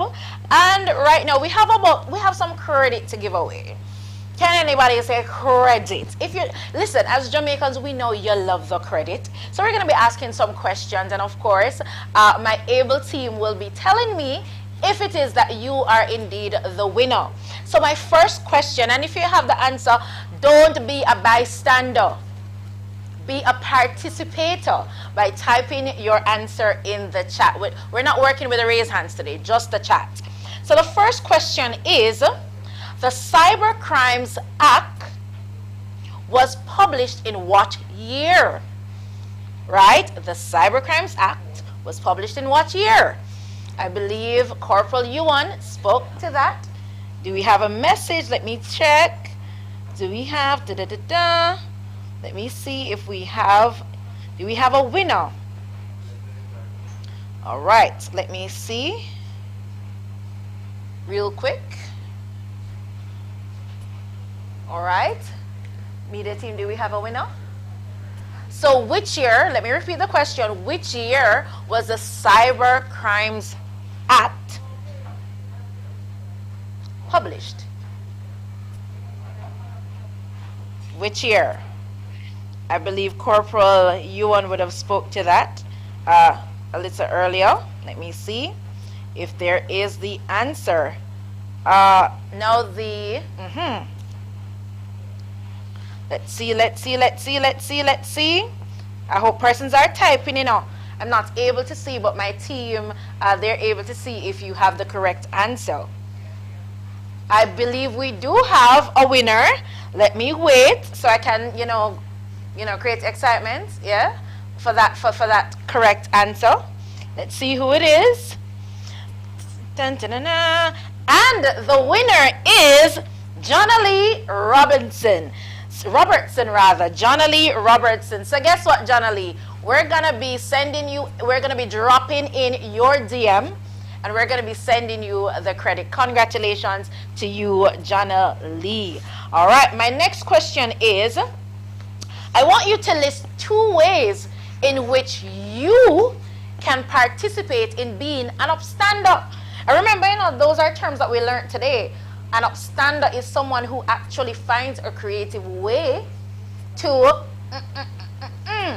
right? So give me now 2 actions that can be taken by an upstander as it relates to preventing, whether it be cyber or just general bullying. Let's see if we have a winner for that.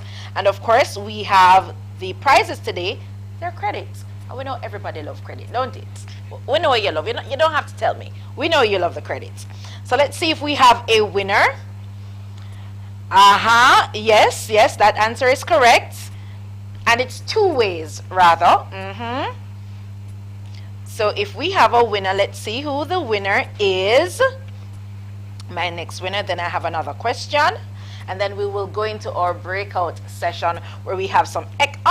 Okay, Nicolene Lewis Miller. Whoop, whoop.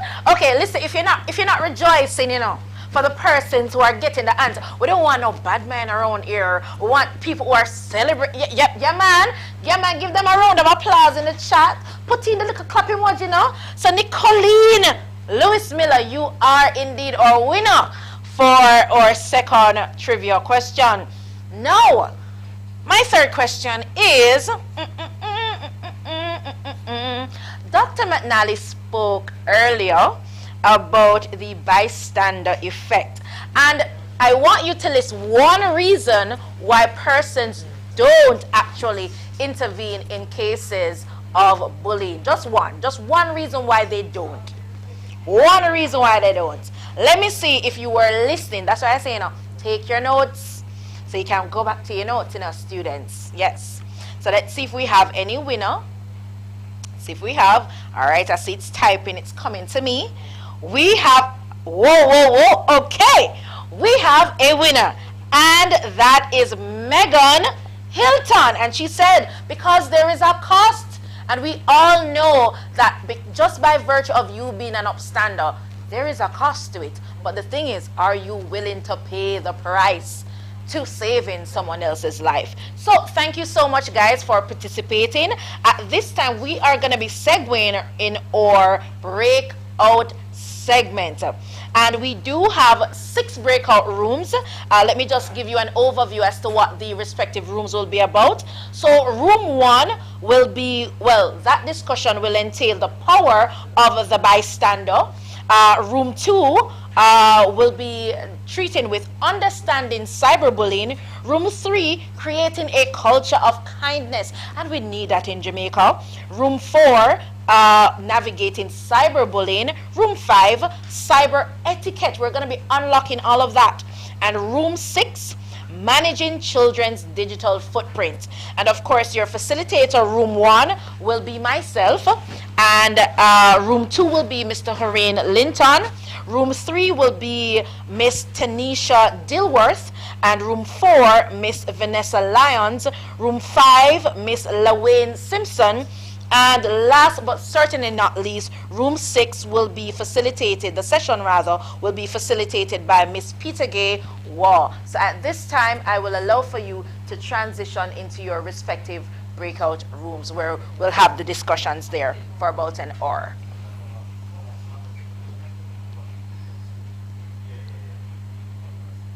And again, if you are online and you know that there is someone who needs this information, please feel free to share the link with them so they can participate in this robust discussion. So see you on the other side.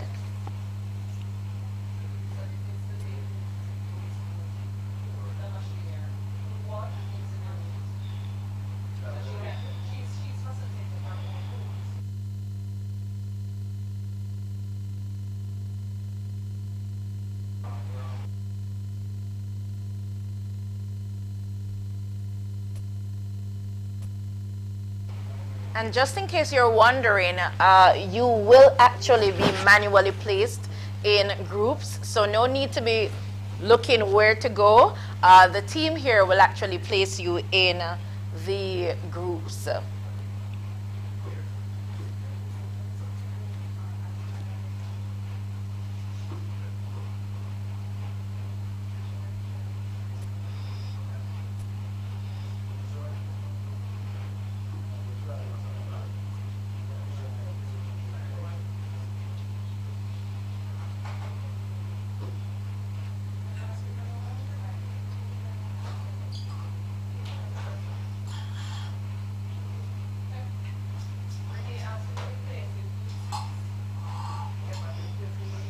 And if perchance that there is a particular group that you'd like to be a part of, if you want to, you can request it kindly to be placed in a particular group. Nothing is wrong with that.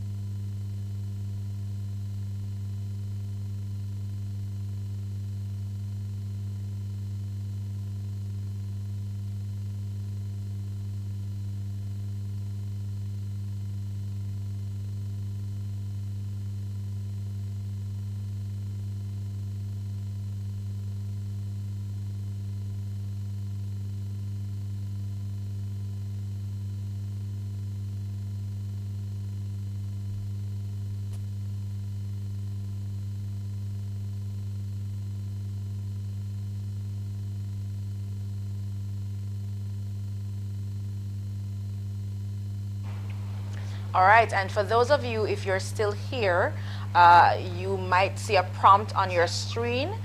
Just click on it and then you'll be routed to your respective groups. All right, so just look to either the top right hand corner of your screen and just click the accept button and it will route you to your group that you should be assigned to. And of course we meet back here in just about an hour.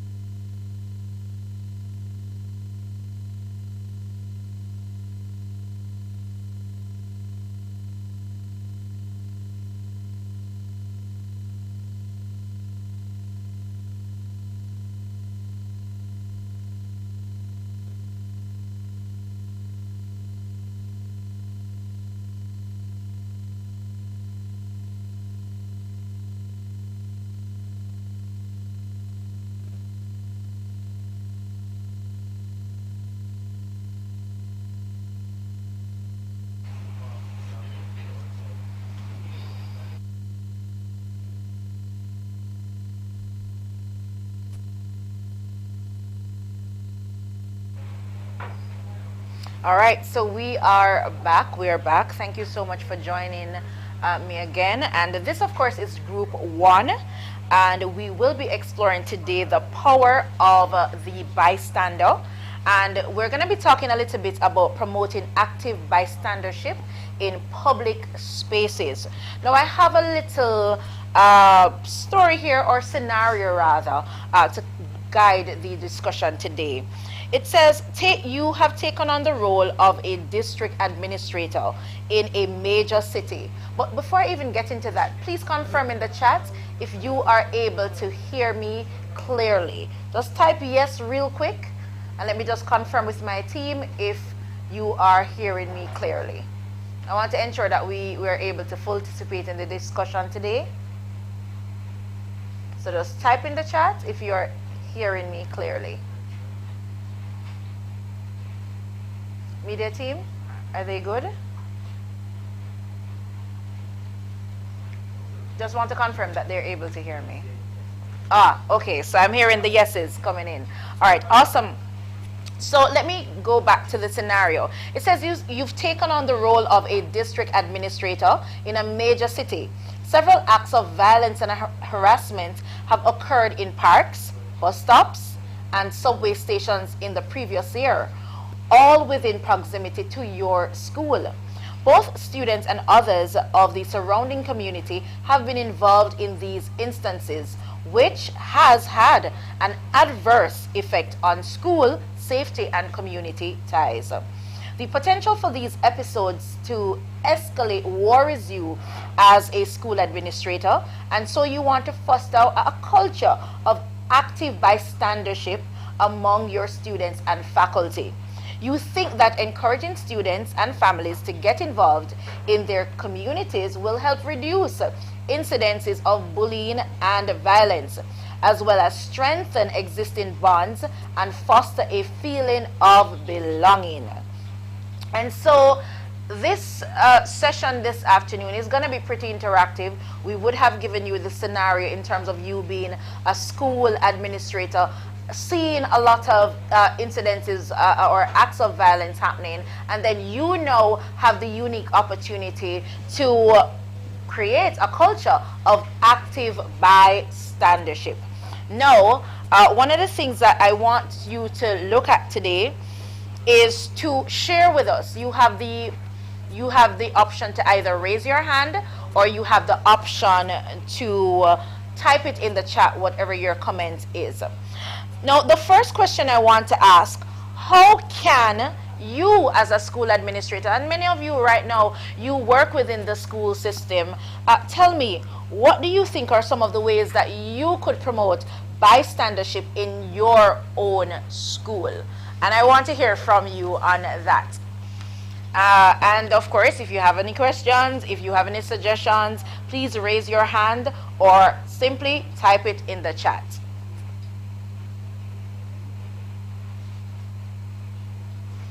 All right, are we able to project the chat on screen, team? I believe my device is malfunctioning at this moment.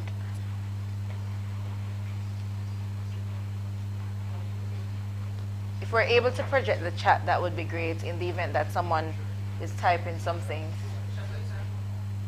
Yeah. All right, are there any hands raised? If so, we can unmute that person. So just to reiterate again, the question is, you're a school administrator. You've seen all the ills that are taking place as it relates to acts of violence and harassment in the surrounding area of your school. What are some of the ways as a school administrator that you can promote basically active bystandership and yeah, for your students?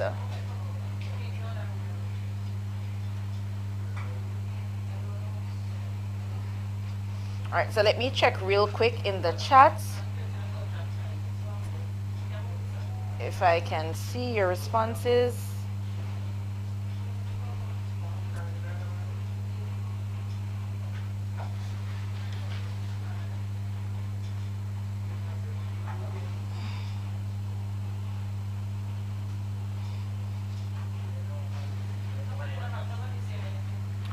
Okay, all right, so we're getting feedback that we haven't gotten any suggestions just yet.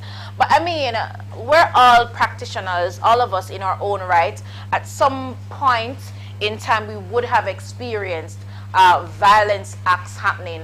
But really and truly, tell me, in your own way, whether it is that you're in the school system or you're not, but how do you really believe that you as a citizen of Jamaica could really help to promote bystandership? And we spoke about this earlier in terms of how you can be an upstander, right? How can you move in to prevent the incidences of violence? Anyone, feel free. We're in a safe space. This is not being live streamed anywhere. It's just me and you can see me.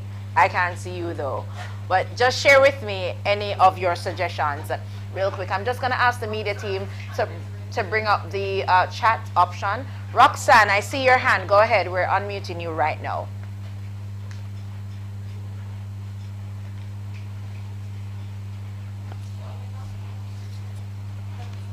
Roxanne, go ahead, please.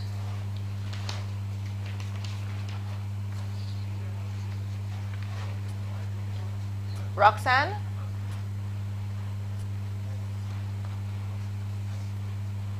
Okay, I am not hearing Roxanne Were we able to? Okay, Roxanne, if you're hearing me, go ahead. We're here. We want to hear your question.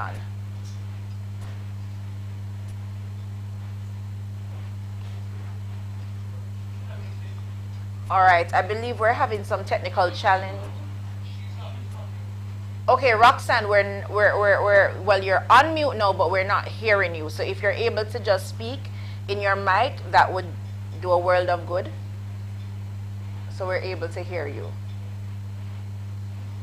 But if not, as we wait to work those challenges out, if you are here and you do have some comments as it relates to how we can promote bystandership, active bystandership, please feel free to type it in the chat and we will add it to our notes. We do have a rapporteur online.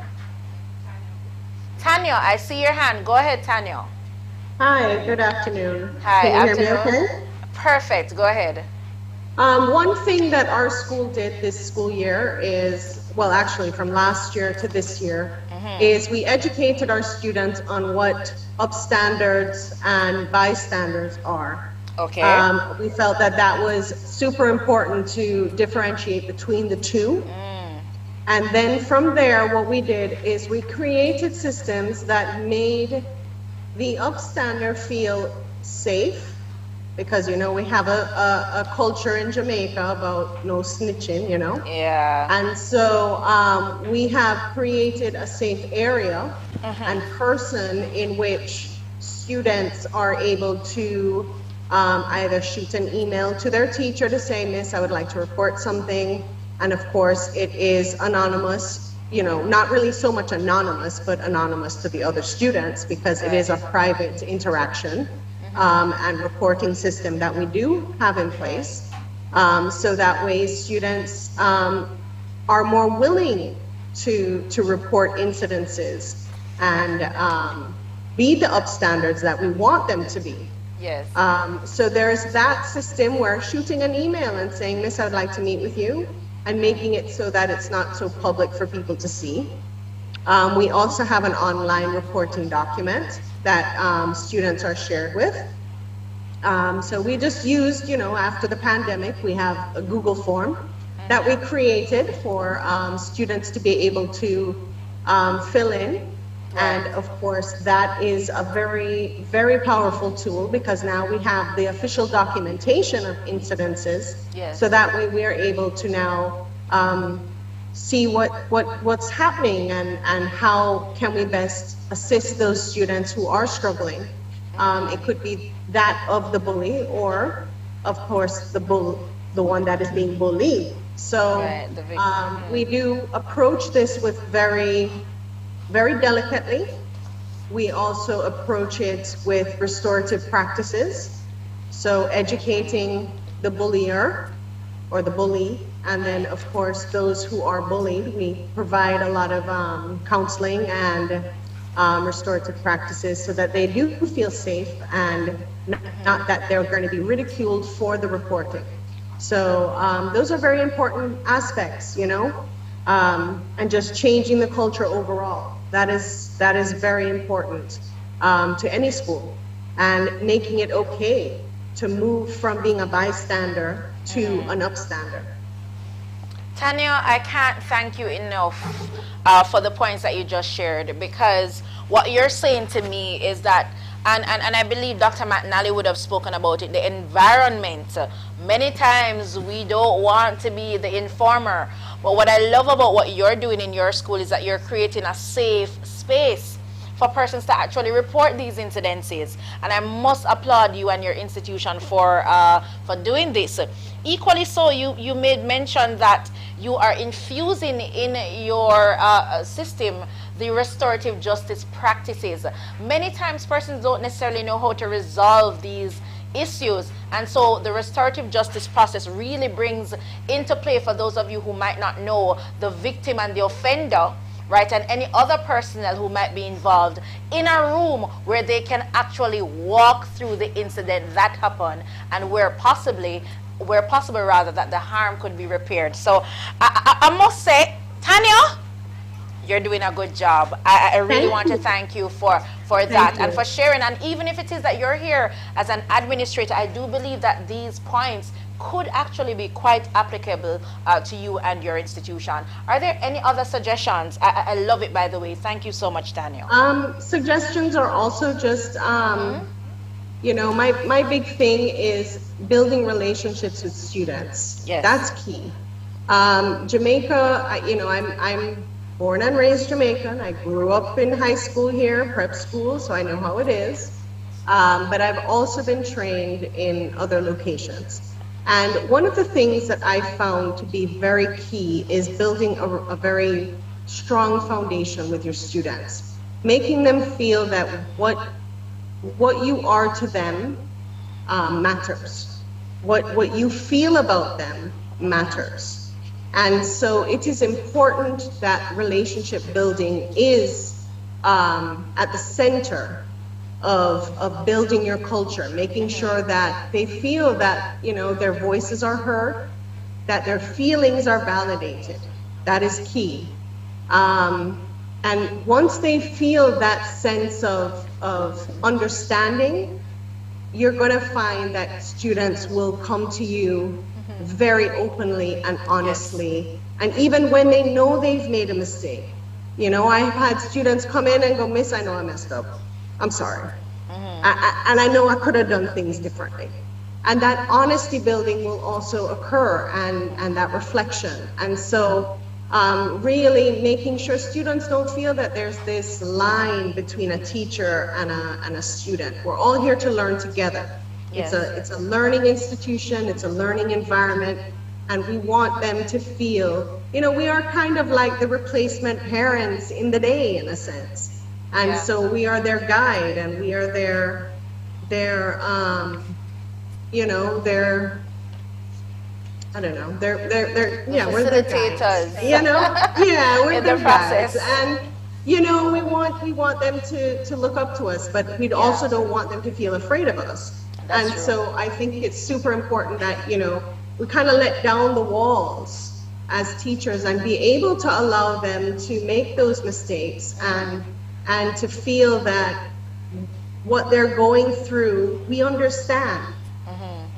So building that relationship is my biggest advice to many teachers. Love that. But you know, Tanya, I love the fact, not only because you're giving us such awesome gems, I think we actually should have selected it's not a class rep, but we're going to call it a class rep, right? But we should actually have someone to sort of condense some of the points that are being discussed today. And I really feel in my spirits that you should be the representative for Group 1. Pressure, you're adding the pressure on me, man. I think you would do an awesome job, but if you do accept, I would greatly appreciate it, because again, you would be able to really articulate on behalf of the group the sentiments that are being shared from the session, and to do so quite well.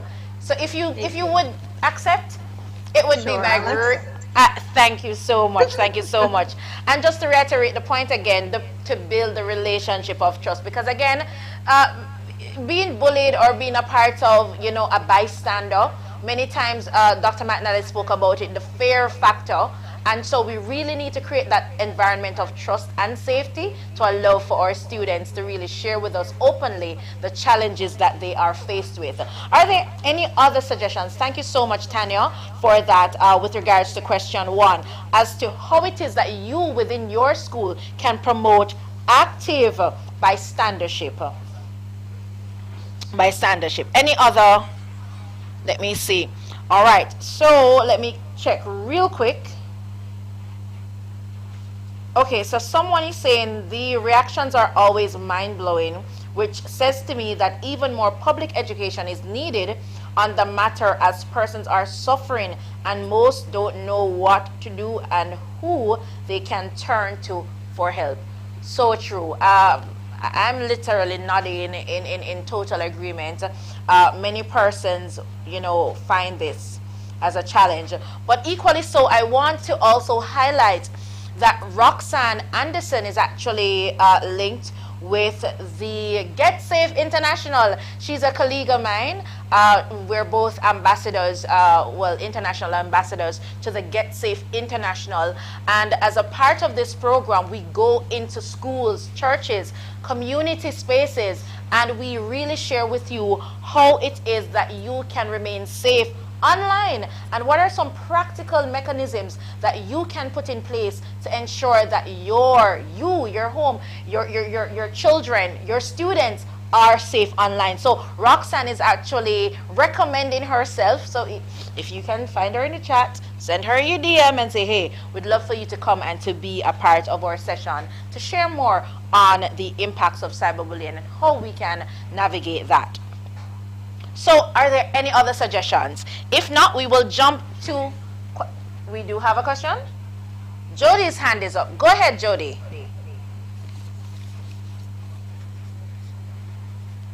Jody, go ahead. Are you able to hear me? Hi, yes, I can hear you. Go ahead. Okay, perfect. I smiled when you just spoke about Get Safe International, because one of the points that I wanted to raise is that it's not just about doing it in schools, because when they leave school and they go back home, if they're being bullied there, the problem will just reoccur. So yes, it's good to have these campaigns within schools, but we do need to go into the communities. We do need to have these conversations with parents as well, because some of these same parents are bullying their own children, and they in turn will come back and take that very same thing out on the students there. So that is something that we need to look at, going into the churches, going into this, communities, having these conversations with not just students, but with their parents as well, in a different environment. Sometimes even taking them out of that environment into somewhere that probably they've never been. That's something that I've found in a project that we implemented. We took them on the community that they're used to, somewhere as simple as Hope Gardens, where most of them have never been. Show them what else is there. And then there's the thing too about keeping the lines of communication open, not only waiting on them to come to you. We can't always be reactive. We have to take proactive steps. So we have to check in with them, actually actively listen to what they're saying, not just via words, but by their actions as well. So I just wanted to let those 2 points as well.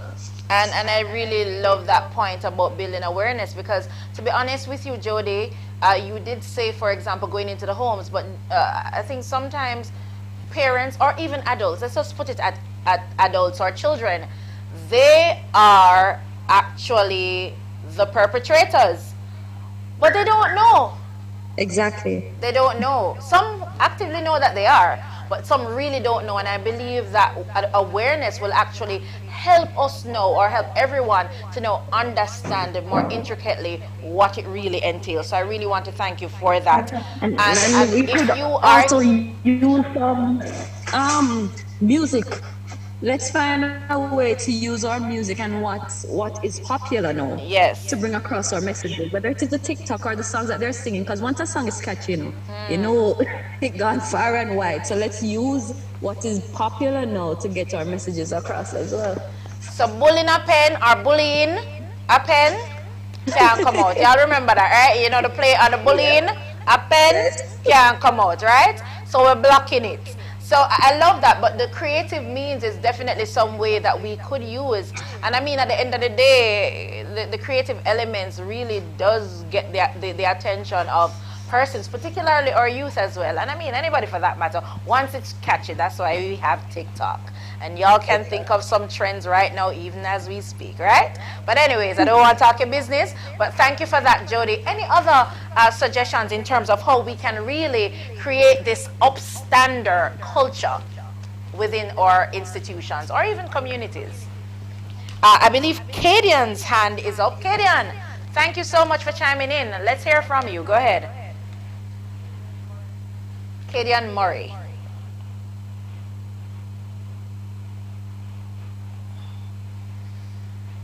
Kadian? All right, go ahead.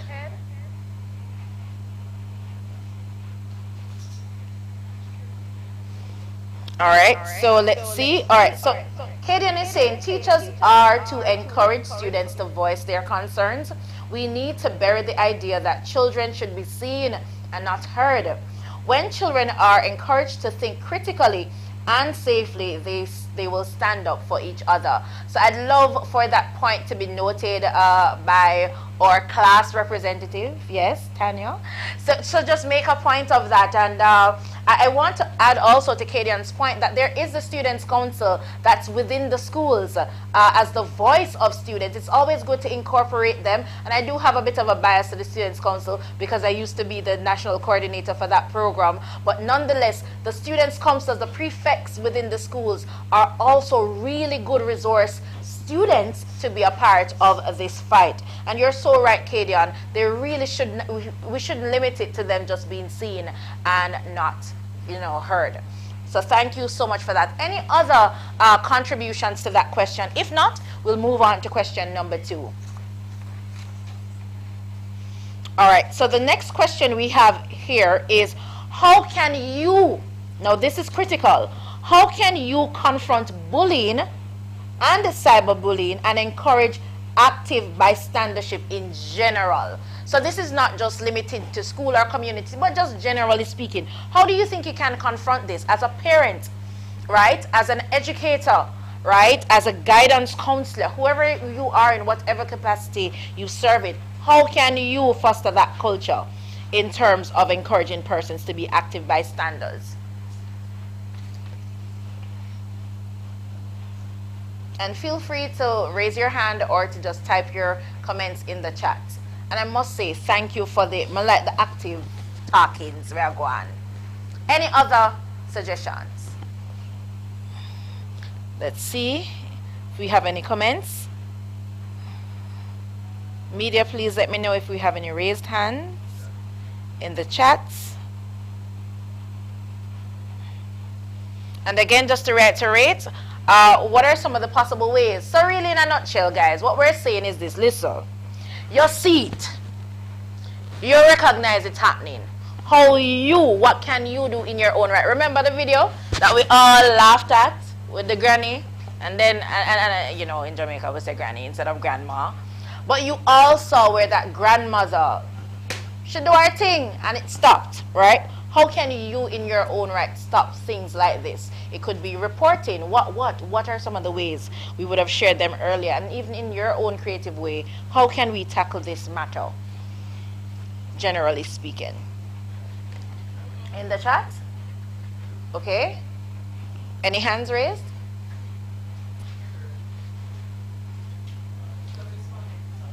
Guys, I feel like oh no, the bystander effect reach you, you know. I don't want it reach you, you know. Remember, we're upstanders today. Amen? Yes, yes, yes.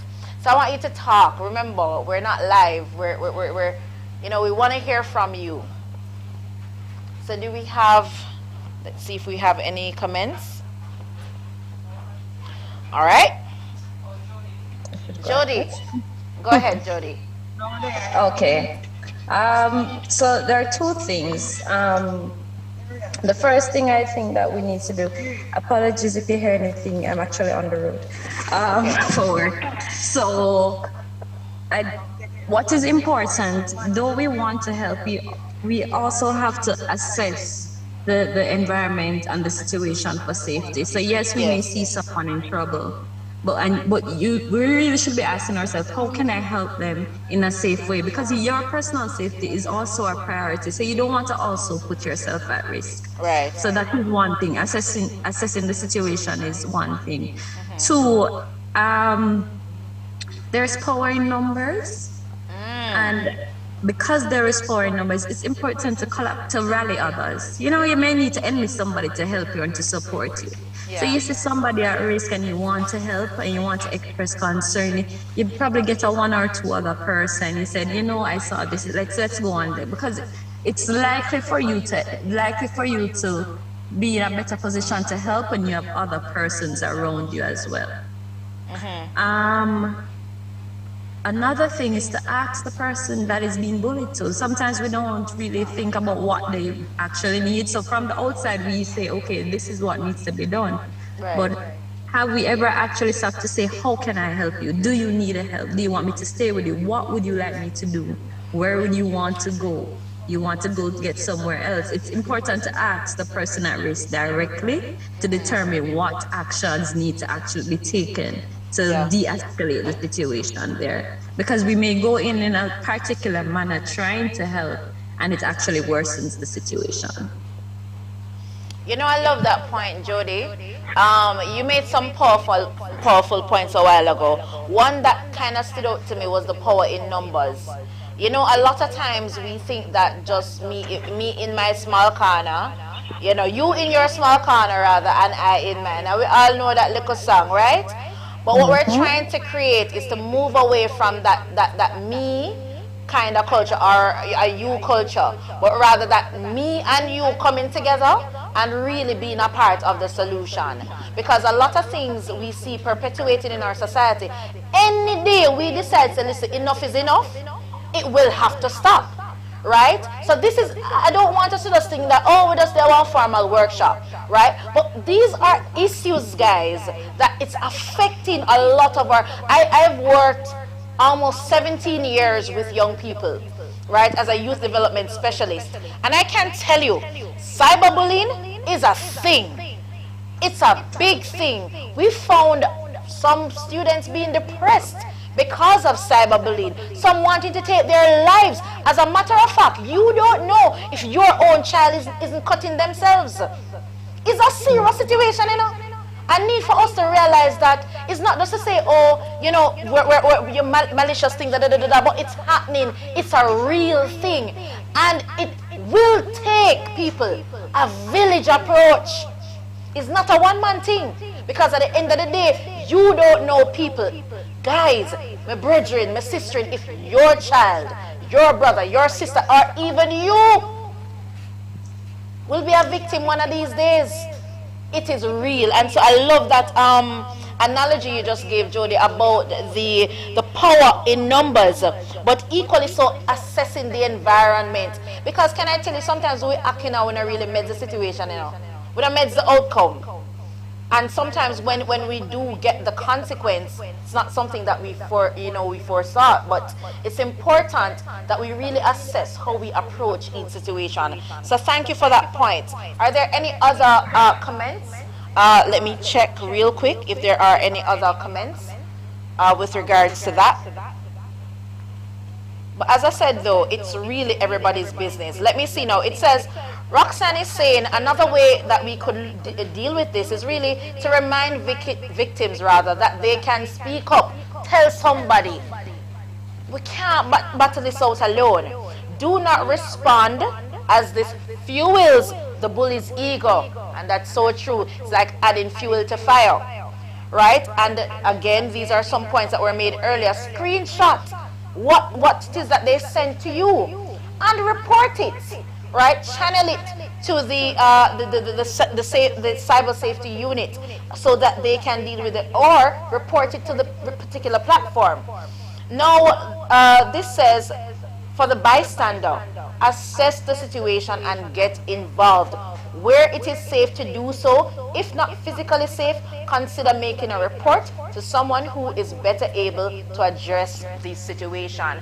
And I do recall, as I read that a while ago, the situation with I believe a gentleman who had an altercation with his baby mother, and many of us saw that, right? And whilst that might not have been quote-unquote bullying, but it was an act of violence. But some brave person took out a phone, recorded the incident, and uploaded the video. And guess what? Within less than an hour, I believe, the guy was caught, right, by the police. So sometimes you might not necessarily go into the situation, you know, but just sometimes the phone, yes, you reporter right there, use the phone and channel it to the respective channels that can help in that situation. So thank you for those points. We're going to jump on to our next question.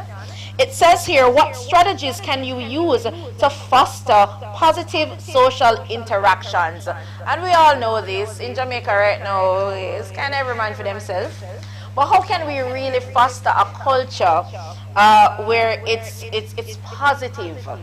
We know sometimes the music can be a bit daunting and can be really, really, really, you know, unfortunate at times. But how can we foster a culture of positive interaction?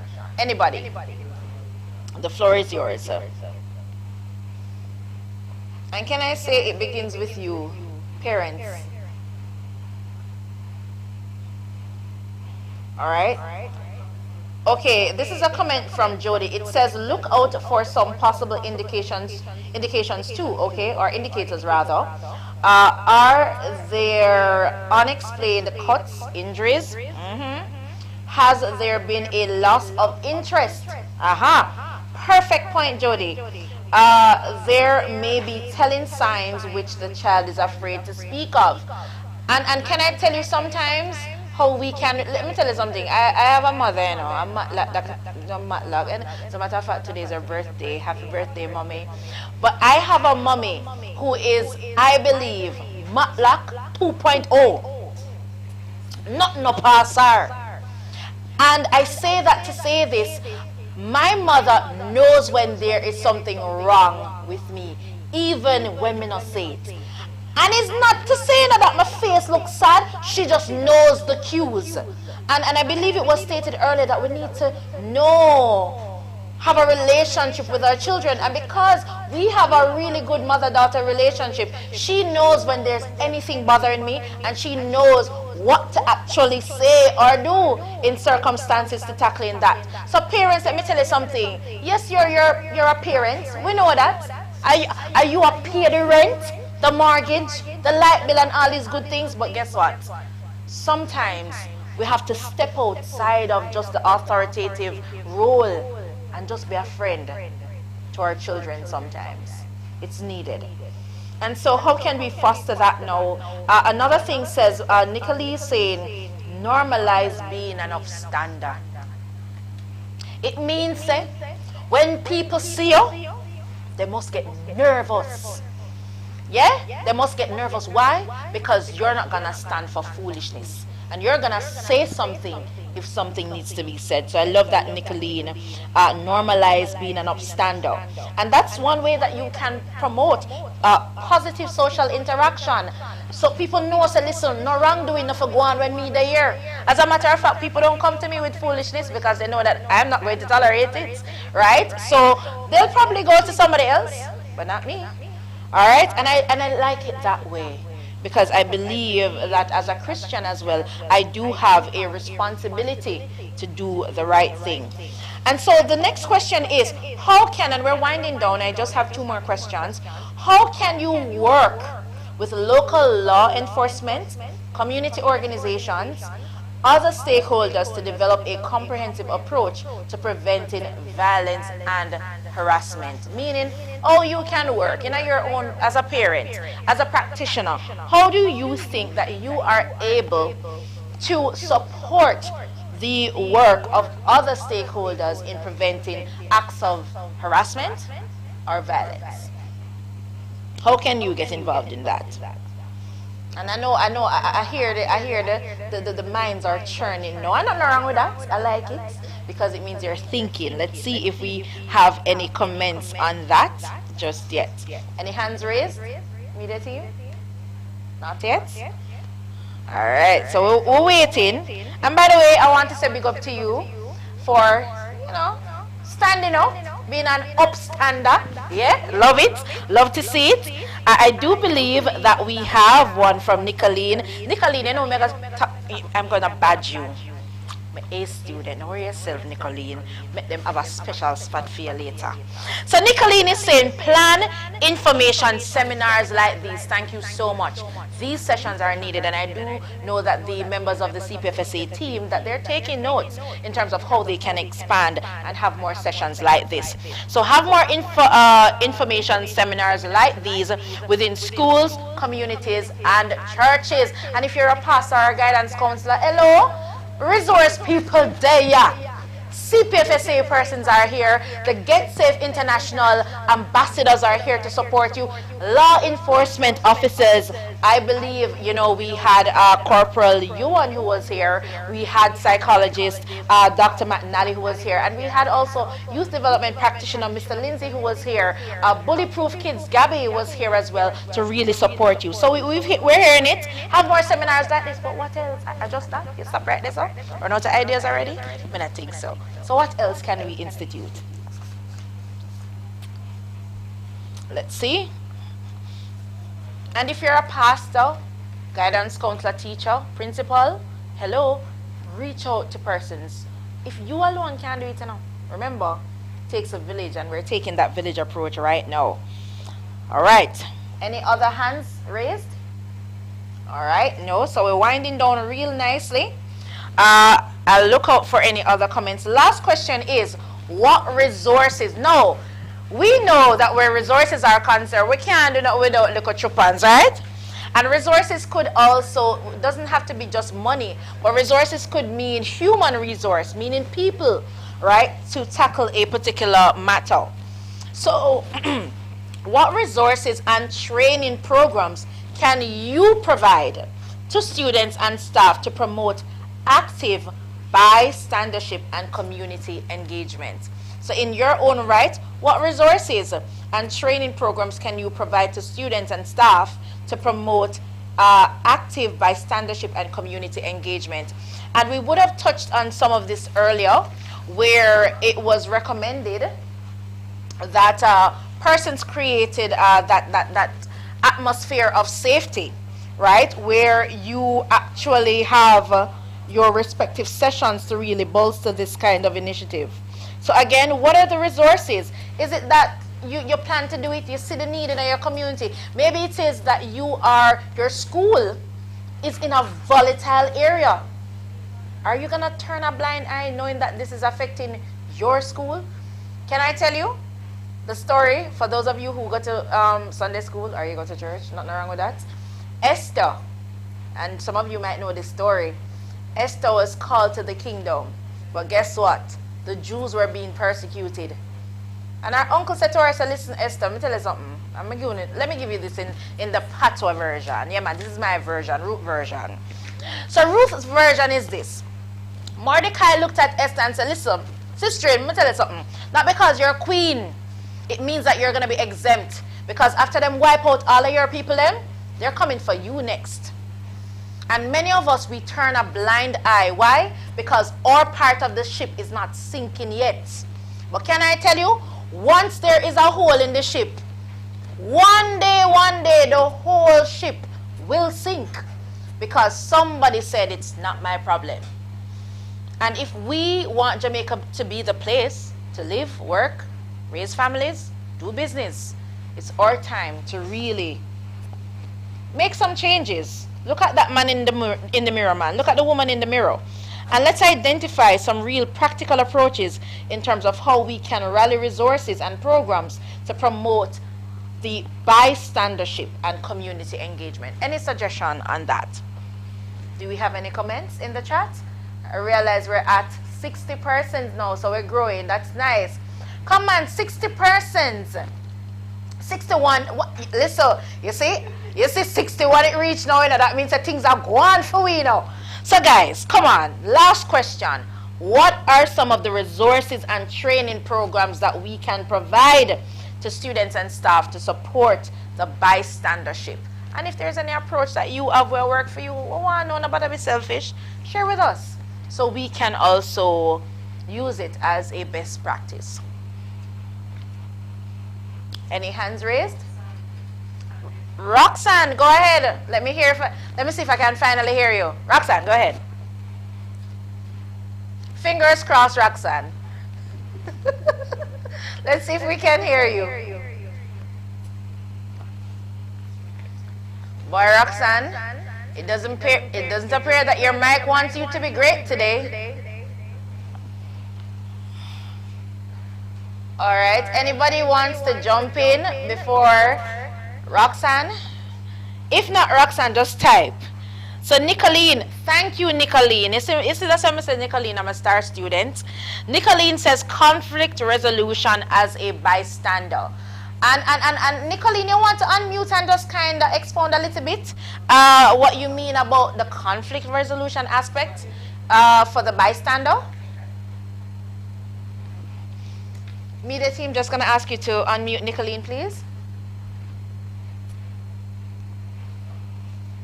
And Nicolene, if you're driving, make sure so you're having your earpiece, you know. We don't want you get no ticket, you know. We can't bail you out. You understand? We can't send prayers and flowers. But just make sure so you're having your earpiece to sort out your condition. We want to be safe. Nicolene, go ahead. You know, let me stop talking. Nicolene, business. Nicolene, go ahead, please.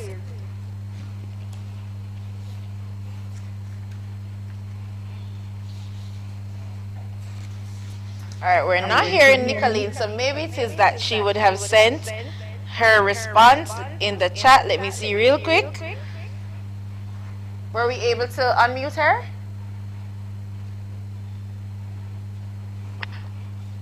Are you able to hear me? Yes! Go ahead. All right, so for some of the points that were given in respect to persons being bystanders and not wanting to get involved in helping persons, then we would educate individuals about those, as well as really highlight why it is important. As the young lady said before, numbers, when we have a great number of persons coming together and really standing up for the right, then we are more likely to see changes in behavior. Yes. For those who are bullies. Yeah. Love that. Thank you so much. In terms of resources, thank you for that, Nicolene. Question, guys. Some of you aren't new to this whole topic of bullying. Where can we get resources? I know where I can get some resources, but I want to hear from you because I don't think I know everything. So where do you think we can get some resources, whether it be materials, whether it be resource personnel? Who can we get to support or to eliminate? Sarafina! Hold on. Sarafina. Sarafina is saying, building a relationship with community members and the school by engaging them in activities like the RJ, and of course that's restorative justice approaches, having seminars, workshops for briefing community members, making them aware of its importance. Sarafina, you got that name from the movie, don't it? I know nothing, but we not call it anyway, but it's a beautiful name. But thank you for that. We're actually making notes of that. So let me just repeat it real quick. Build relationships with community members and ensure that we engage in RJ approaches, which is the restorative justice approaches. Have more seminars like these that target the community and the respective members. Roxanne is saying, there was once a subject in school called family life education, which is HFLE now, not true? In our schools. I can back the Ministry of Education, by the way. I know they do have this program. Yes, yes, yes. Roxanne is saying, if it is not in school, it should be brought back, and the entire subject on bullying, bystander, upstander should form a major part of the course. Well, I'm not too certain if the whole notion of bullying is in the HFLE just yet, but I can double check and advise. But I really think that's an excellent point though, in ensuring that we have that in the HFLE curriculum. Sarafina also says psychosocial sessions as well. Yes, and we have 5 minutes to go in now. We're almost done, guys. And then you can say toodaloo, but don't leave until I say so, all right?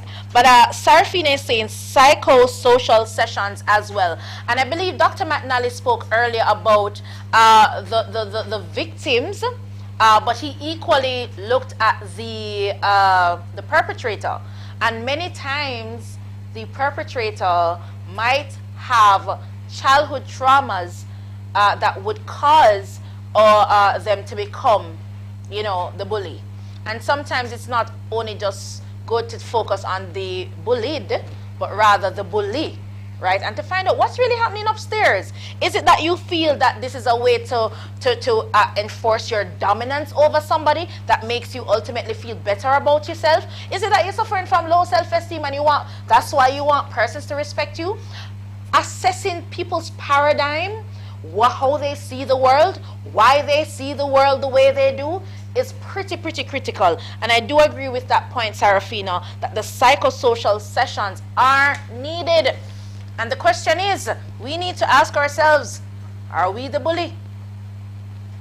Or do we know bullies that we're actually encouraging when we really should be discouraging such approaches? So I love that point. Any other points before we close out this session? And again, guys, thank you so much for the openness, the honesty in this discussion. Hold on.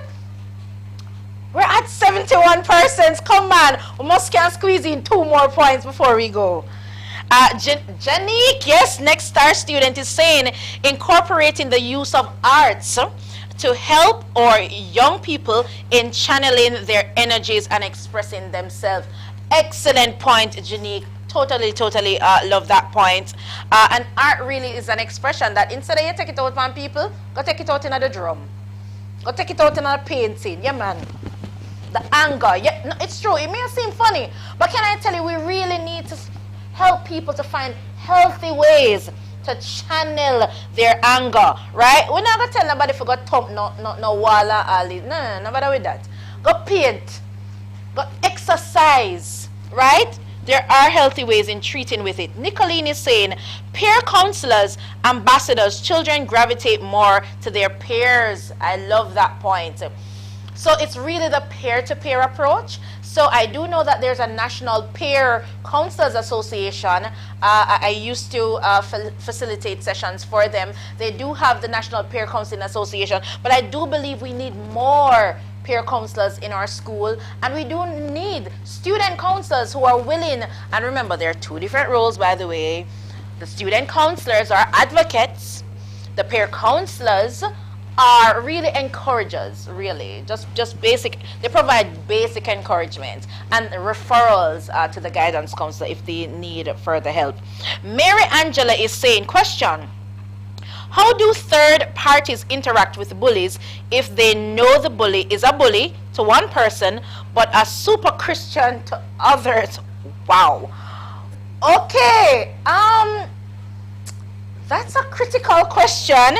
Mary Angela is saying, how do we treat with that? Now, to be honest with you, Mary, I think the best way to explain this is this.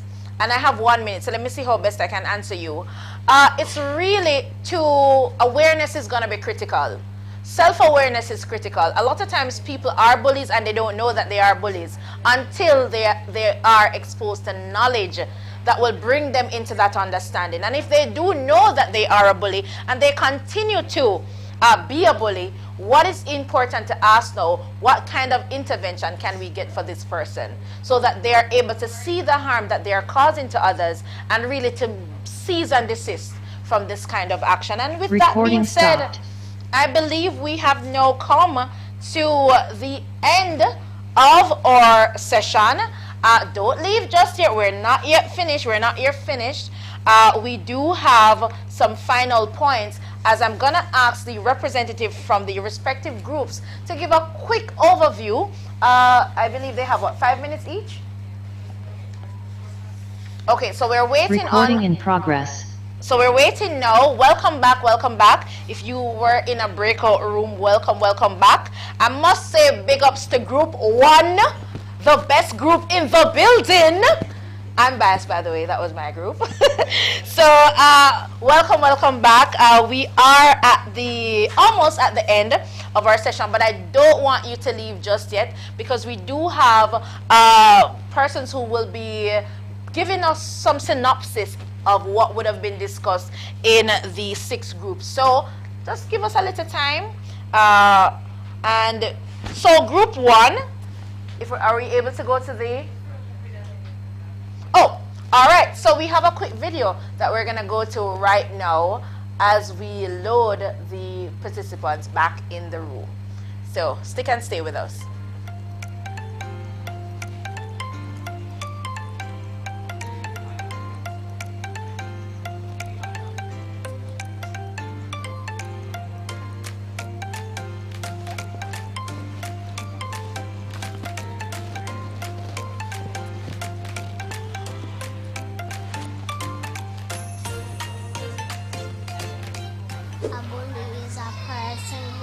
trouble other people. A bully is a person who uses their strength or power as a weaker person. Somebody who's being mean. A bully is a very bad person that likes the trouble.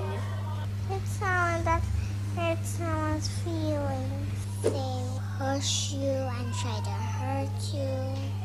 Then take away your stuff. Push them in the water and say something bad. Kick and slap and thump. Scare them.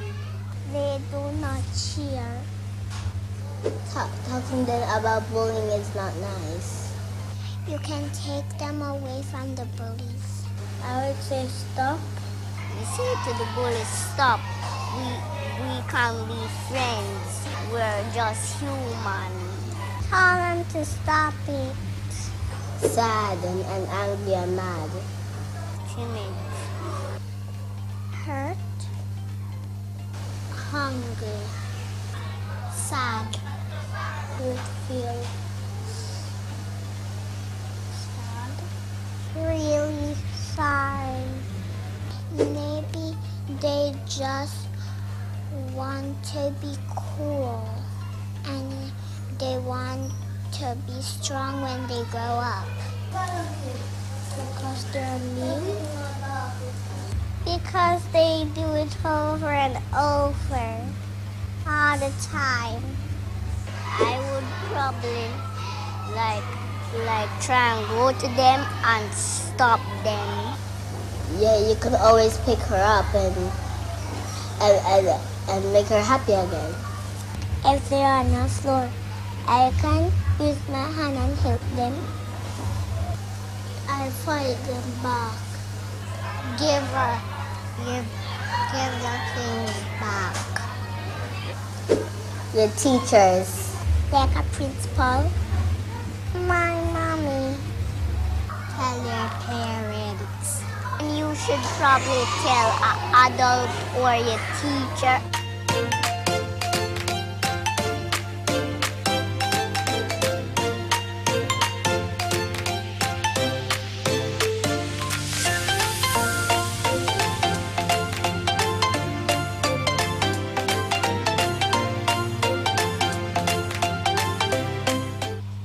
Thank you for staying with us. And I'm sure that you would have had some really, really good, robust, informative discussions, right?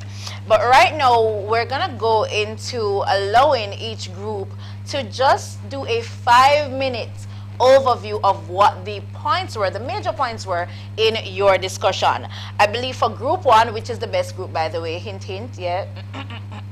Yes, right. So group 1, I believe Tanya would have been our scribe for the session. Tanya, are you there? Just raise your hand so that we can identify you and allow you to just give an overview in terms of what were some of the major points that we would have discussed earlier. Let me know if Tanya is ready, and just to have her unmute. All right. Okay. So I think we might have lost Tanya in the process. Okay, Tanya, so if you're able to hear me, just raise your hand so that we can unmute you to speak on behalf of group 1. I remember, group 1 can't flap, because it's my group, when it can't flap me. Okay, but in the meantime, as we seek to work out any technical challenges with Tanya, we're going to go to group 2, and this group actually looked. Oh, Tanya, thank you, you saved me. Okay, please unmute, and all of you give her a round of applause, please, yes? I'm sorry for my lateness. I had a little emergency a while ago that I had to step out for a minute. No worries, so I am going to do my very best for group 1 because I can't disappoint. I apologize. Can you just refresh me? What are we doing? We're just going to give an overview as just to the overview of the points that were made in the session. Okay, so the points that we discussed regarding, moving students from bystanders to upstanders, and what schools and different, schools, churches, various areas could implement. We talked about breaking down the barrier of children being seen and not heard.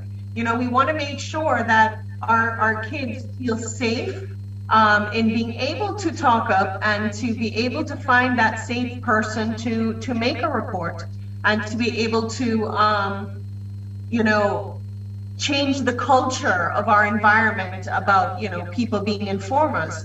That's one thing that we discussed. Another area is discussing, you know, being able to educate families and building relationships between the different organizations and our schools, and being able to educate parents on how we could be also leaders in preventing bullying and certain behaviors that are demonstrated towards our children, and know that what they exhibit at home is transferred into the schools and other locations.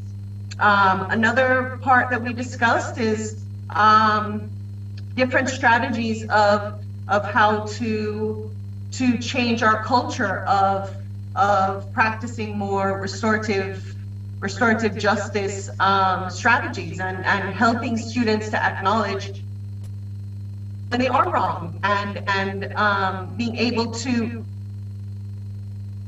reason through and learn different ways of managing. It could be anger, it could be depression, it could be, you know, how do we help guide them through the many different things that they are going through in life. And especially after the pandemic, we are seeing an uptick of behaviors that we've never seen before, and how do we manage that? So just implementing restorative practices is key as well. And of course, just building relationships, building very strong relationships, safe relationships with our students to be able to feel that safety and want to make that cultural change, so that way we can make that difference that is needed right now. Thank you. I hope I didn't leave anything out, so my group members can help me out here. No, you did well. For me, it's an A+, okay? The other groups can settle with a B. And a nothing, but for you it's A+. But really and truly, just to reiterate some of the points that you made, the relationship building is important. I believe in the discussion as well, you spoke about a particular school. I'll leave it out for that in terms of which school. But you made mention that the administration created a mechanism for students to really safely report these incidences. Oh, yes, we do that. What we do is we created a Google Doc that allows us, a Google form actually. Right. And so when a student would like to make a report, and sometimes, you know, it may be of sensitive information, right? Yes. And so one of the things that we have done is we've allowed them to email their teachers, and we are very, very big on communication and responding. Yes. And so that is key. So what we do is we if a student comes in and maybe too shy and may not know me very well or another administrator of our organization, what they'll say is, Miss, could you send me the form? And then we send the form, and then I'm able to see the responses, which is fabulous. Wow. And it gives them that security and that safety to be able to write what they need to write down, as harsh as the reality or the situation may be.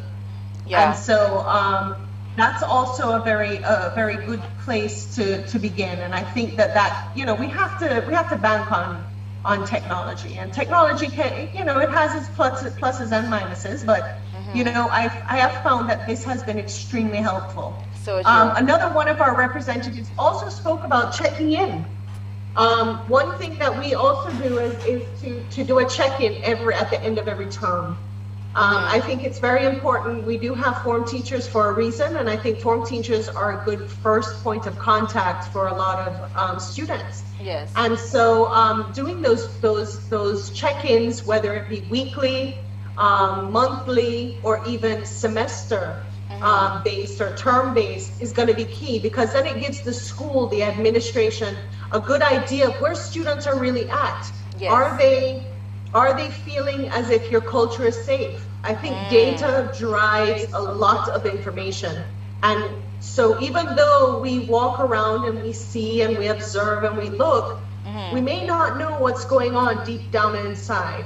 And I think it's important to do regular surveys and check-ins of your students just to see what they're doing and what can we do and how can our data drive us in certain decision makings within our organizations. Absolutely. Thank you for that, Tanya. And by the way, that was our class president. So we really want to congratulate her. She did really, really well. And I'm sure also, all jokes aside, that you would have been able to really record some practical ways in terms of how we can really create that culture or foster that culture of being an upstander, right? And partnering in alleviating a lot of these challenges associated with bullying and cyberbullying. So thank you so much, Tanya. We're going to go now to group 2. And of course, these presentations are only 5 minutes in nature. And so we just want to get the essence of what was discussed. So group 2 now, we have Alicia Johnson. And group 2 discussed the understanding rather, what is cyberbullying. So Alicia, are you there? Just going to ask the media team to unmute Alicia. Let's see if Alicia can outdo group 1, which I know not going to happen. Anyways, I'm not going to intimidate Alicia at all. I'm going to be neutral-ish. Alicia? All right. Let's see if we're able to.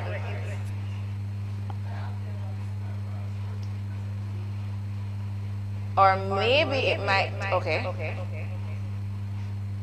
Alicia? Or Althea? I think we might have that. Or better yet, the representative for group 2 will be presented. Just raise your hand so we can acknowledge you and unmute you so you can make your presentation. Group 2? I want to open it, don't get scared, you know. Because group 1 just presented a while ago, and I hope not. No intimidation around here. Anyone in the chat for group 2? If not, we'll just jump on over to group 3 until we sort those challenges out. Let's see. Group 3 would be Tatiana Johnson. Tatiana, are you there? Are you ready to rep your group? We're going to unmute you. Go ahead. Good. Well, when I was in the elevator, so it was kind of... Good afternoon. Yes. Head. So my group's focus was really creating a culture of kindness. And what we discussed was, first of all, how to be kind. That was our main focus, be kind. And how do we promote kindness? How do we promote empathy towards different groups, such as persons or children with disabilities? And we discussed that we could increase the knowledge as it relates to the disabilities and not just assume that people know. Sometimes that's where we fall short with assumptions. And children, they really don't know anything unless we tell it to them. So increase the knowledge, also teach the children about self-control, how they themselves can control themselves to be kind, reinforcing positive behaviors, discouraging the negative behaviors, appeal to their emotional intelligence. What can we do as upstanders? What can we do as individuals, ourselves, adults, catering to these children? How can we, because we also talked about children being the future. We start with the children, they grow up to be kinder adults, more emotionally intelligent, so they're able to be better and effective adults in society. We also spoke about the parents being the starting point of socialization for the children. So the parents have a big responsibility to ensure that what they're teaching them is goodness, is kindness. So when we go into the world, that's what they display.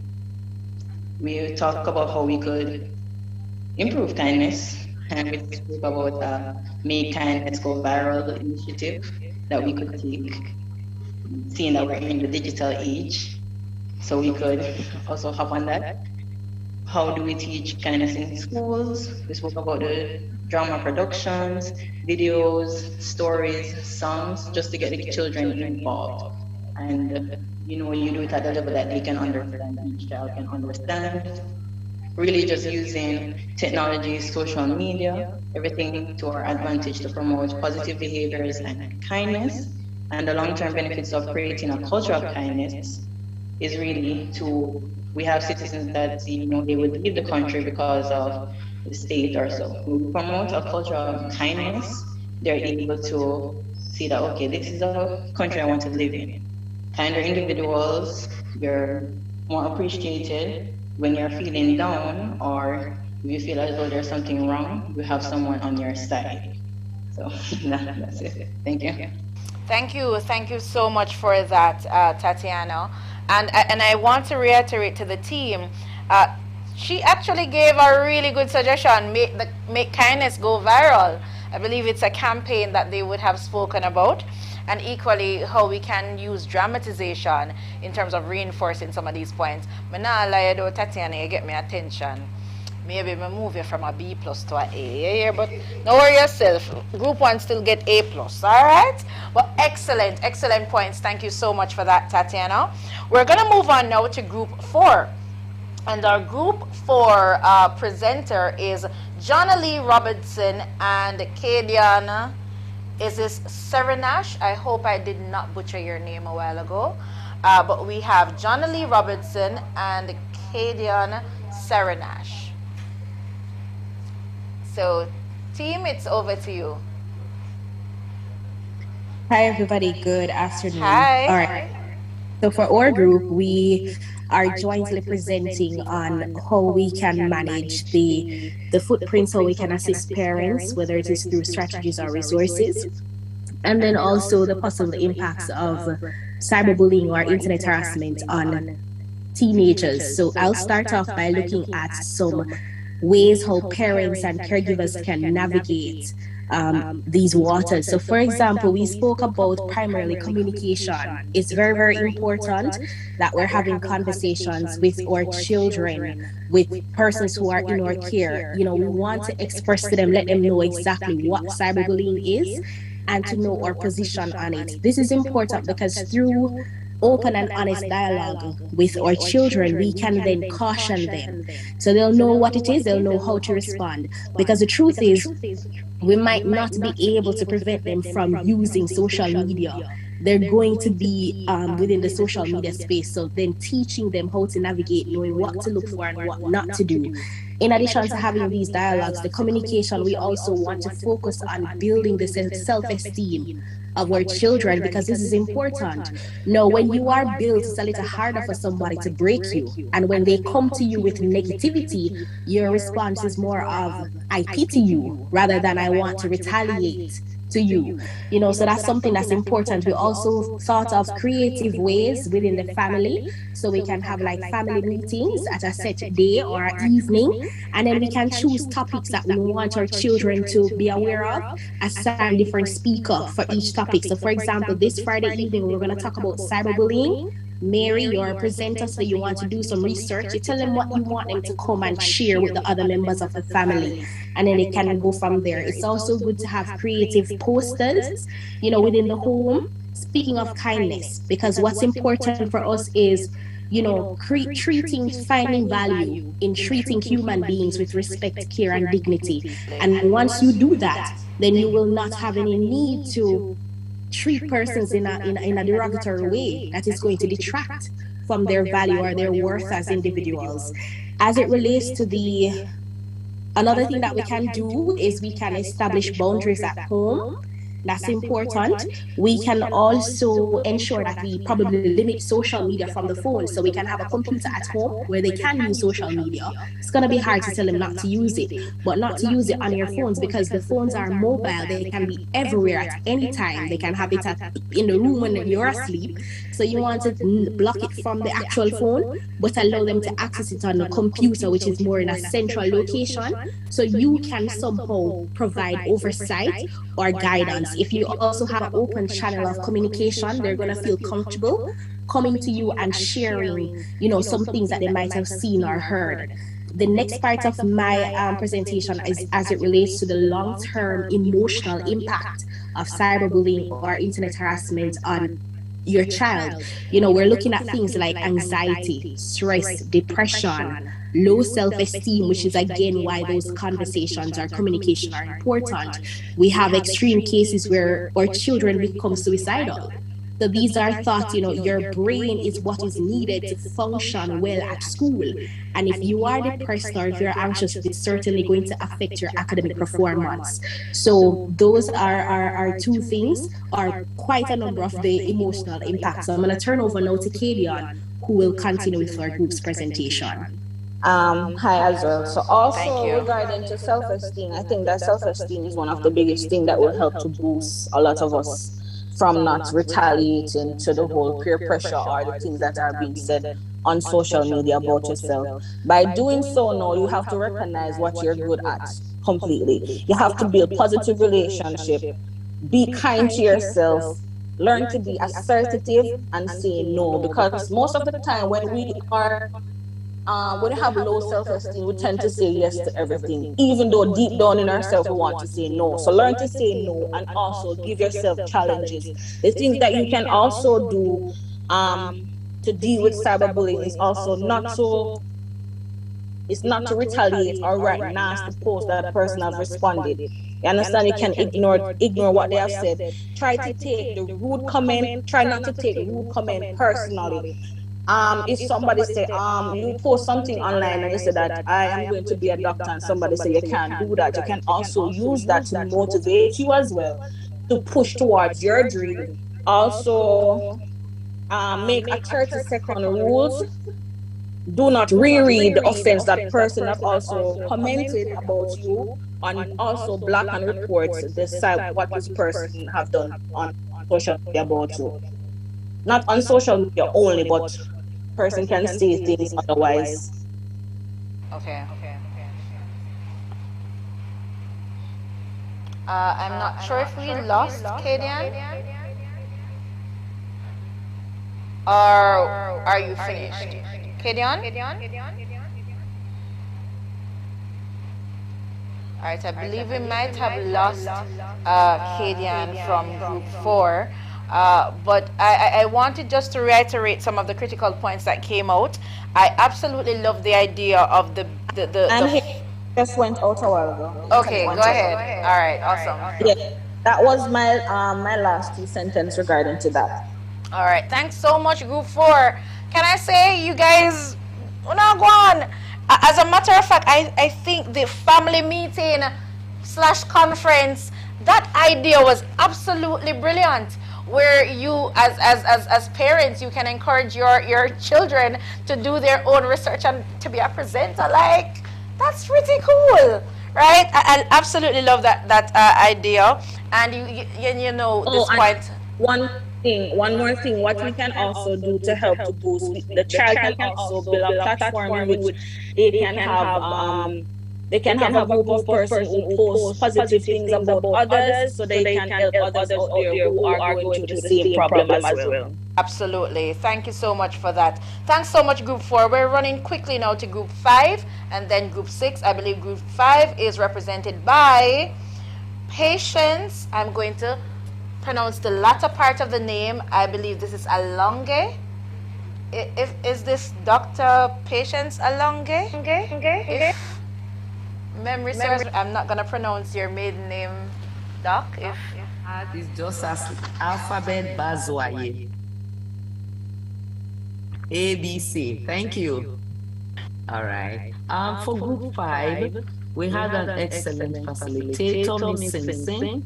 And one of the questions we have about questions that we looked at, how can social media network be held accountable?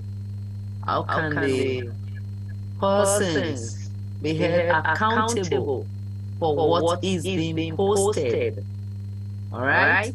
So we say that they can make a report the user.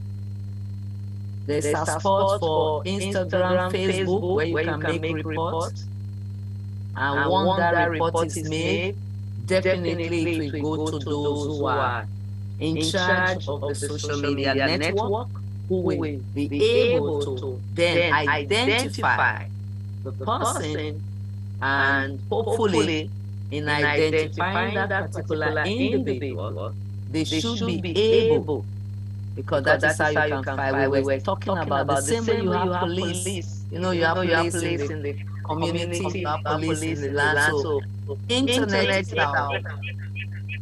is a world wide web space. So if you have cyber security in the different nations and they can collaborate, understand the same way you do it on the ground, you do it same online. So cyber security is very important, and also and increase the penalties, because instead of just maybe shut you down for a few days, they can give you harsher punishment because you would have identified the person who is bullying. You can identify them, then there are harsher punishment. That would be very important. That was one of the points that came out in our group.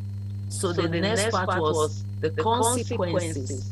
You have the digital footprint, and here under that same consequences, you have digital footprint. In this case, you can find them, those who are bullying others online. You can find them. You can implement it, not just to say this is a fine. You have to implement the fine, and then you can bar them.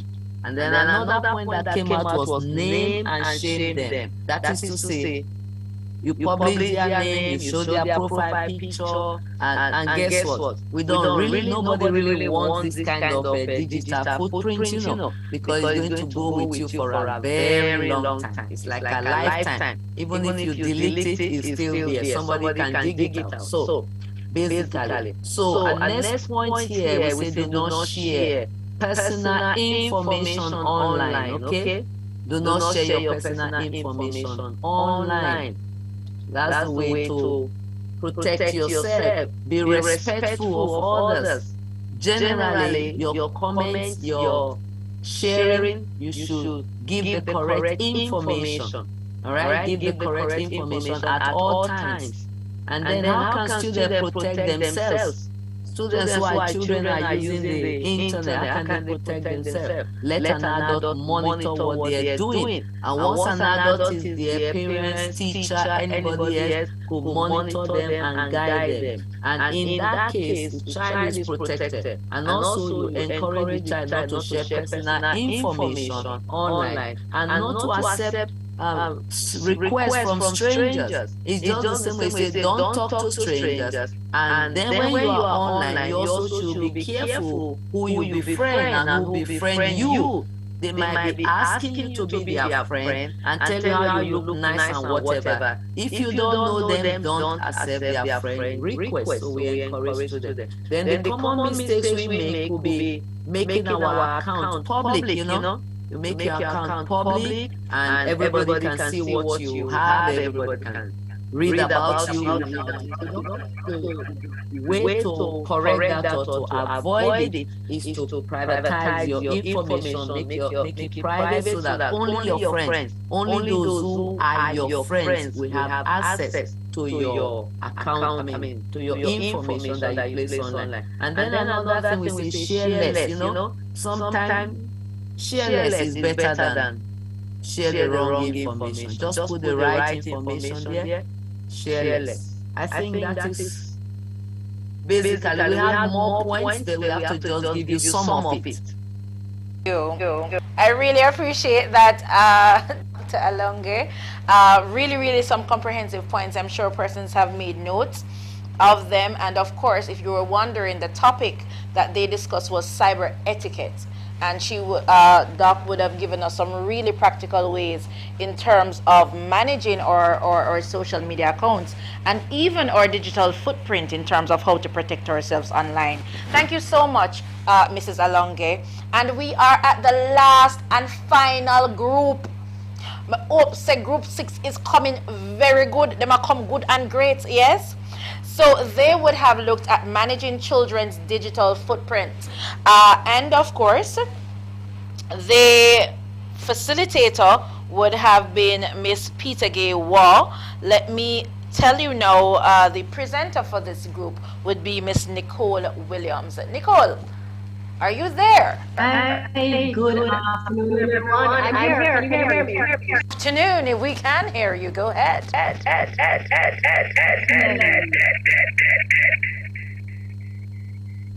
There's a bit of an echo going on here, but I'm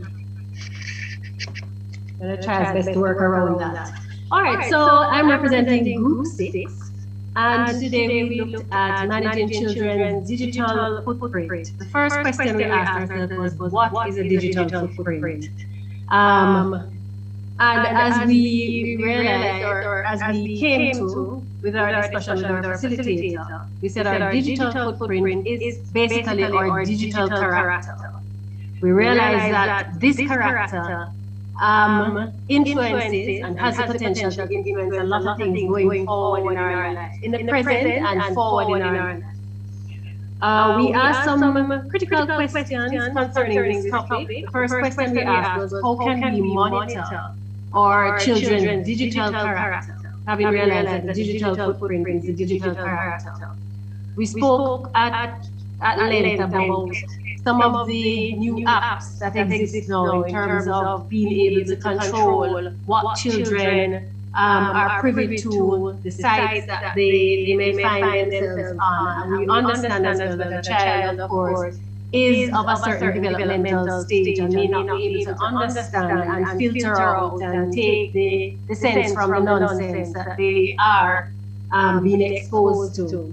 So we realized, first of all, that this whole business of monitoring children's digital character has to do with responsible parenting, and for those of us who are not parents, but responsible caregiving, making sure that we get to them first and guide them in terms of what it is that they're being exposed to. So it means talking to our children, it means educating them on the risks involved, it means doing random checks on their phones and their devices in order to see what it is that they're getting into and getting on and being exposed. It means reinforcing our core values and attitudes. So we spoke about an app, Family Link, which we know we can use with a password in terms of monitoring their viewing. We want to talk to them. A part of the responsible educating involves talking to them about videoing responsibly, sharing responsibly, creating structures so that they can do all of these things responsibly. And of course, we realized in all of this that coming from our experience with COVID and online school, where children were basically, in some cases, were left for the most part on their own to maneuver the cyberspace, maneuver the online space. We ourselves, as parents, as educators, need to educate ourselves on what this whole digital world is like, so we can monitor them, so that we can give them the correct information going forward as to how to manage themselves in that space. We spoke about the potential risks associated with the child's digital footprint. The fact that whatever is posted, even if it is deleted, it remains. It stays there. And especially if someone picked it up before we got a chance to delete it, it is there. It can be used oftentimes in a negative way to impact what goes on in your life going forward, whether it is an application for school, an application for a job, even traveling nowadays. We notice that on the online form that the US embassy puts out that you have to apply for a visa. They ask for your social media handle and that kind of thing. So they want to know what's going on with you in the digital space as well. So again, it brings us back to getting them to think before they post, right? Getting them to think as one of the popular ads that came out the last couple of years. Think before you click, basically. About what you post, about what you share, about what it is, how you involve yourself there.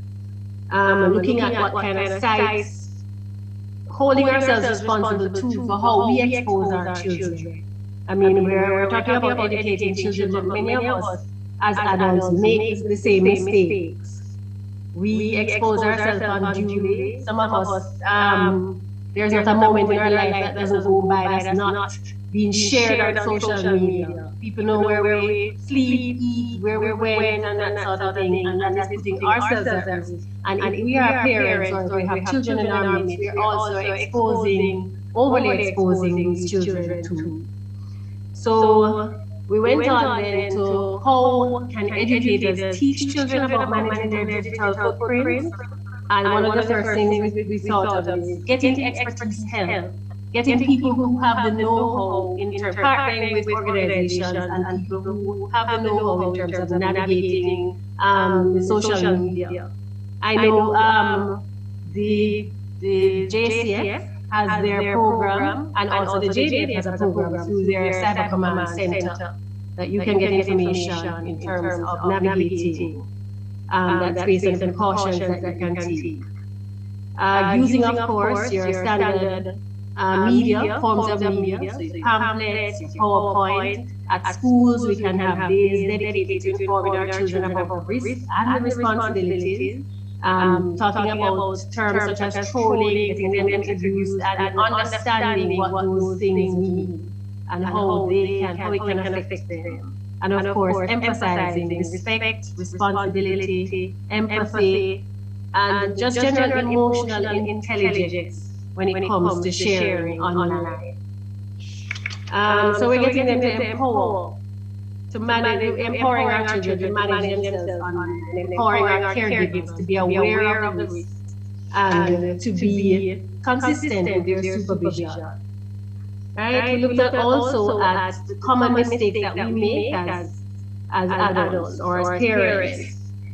We see something that might have come up as a pop-up, and immediately we go into a rage or something like that, thinking that they purposely went on that side and that kind of thing. So we kind of, when we looked at it, we wanna temper that kind of aggression towards that thing that might come up, because also we need to recognize that it's an opportunity to have a conversation with our children about what it is that they are putting out there and how it can affect them.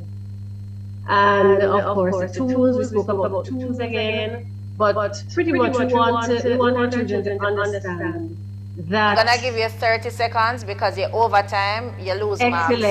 Excellent. We'll save the best for last. But we're gonna give you 30 seconds just to wrap up that point, but go ahead. Right, so excellent. So we're right at the wrap-up point, which is that we want to use similar guidelines that we use in the physical space. The same rules, responsibilities, values, and attitudes that we teach our children in dealing with people face to face.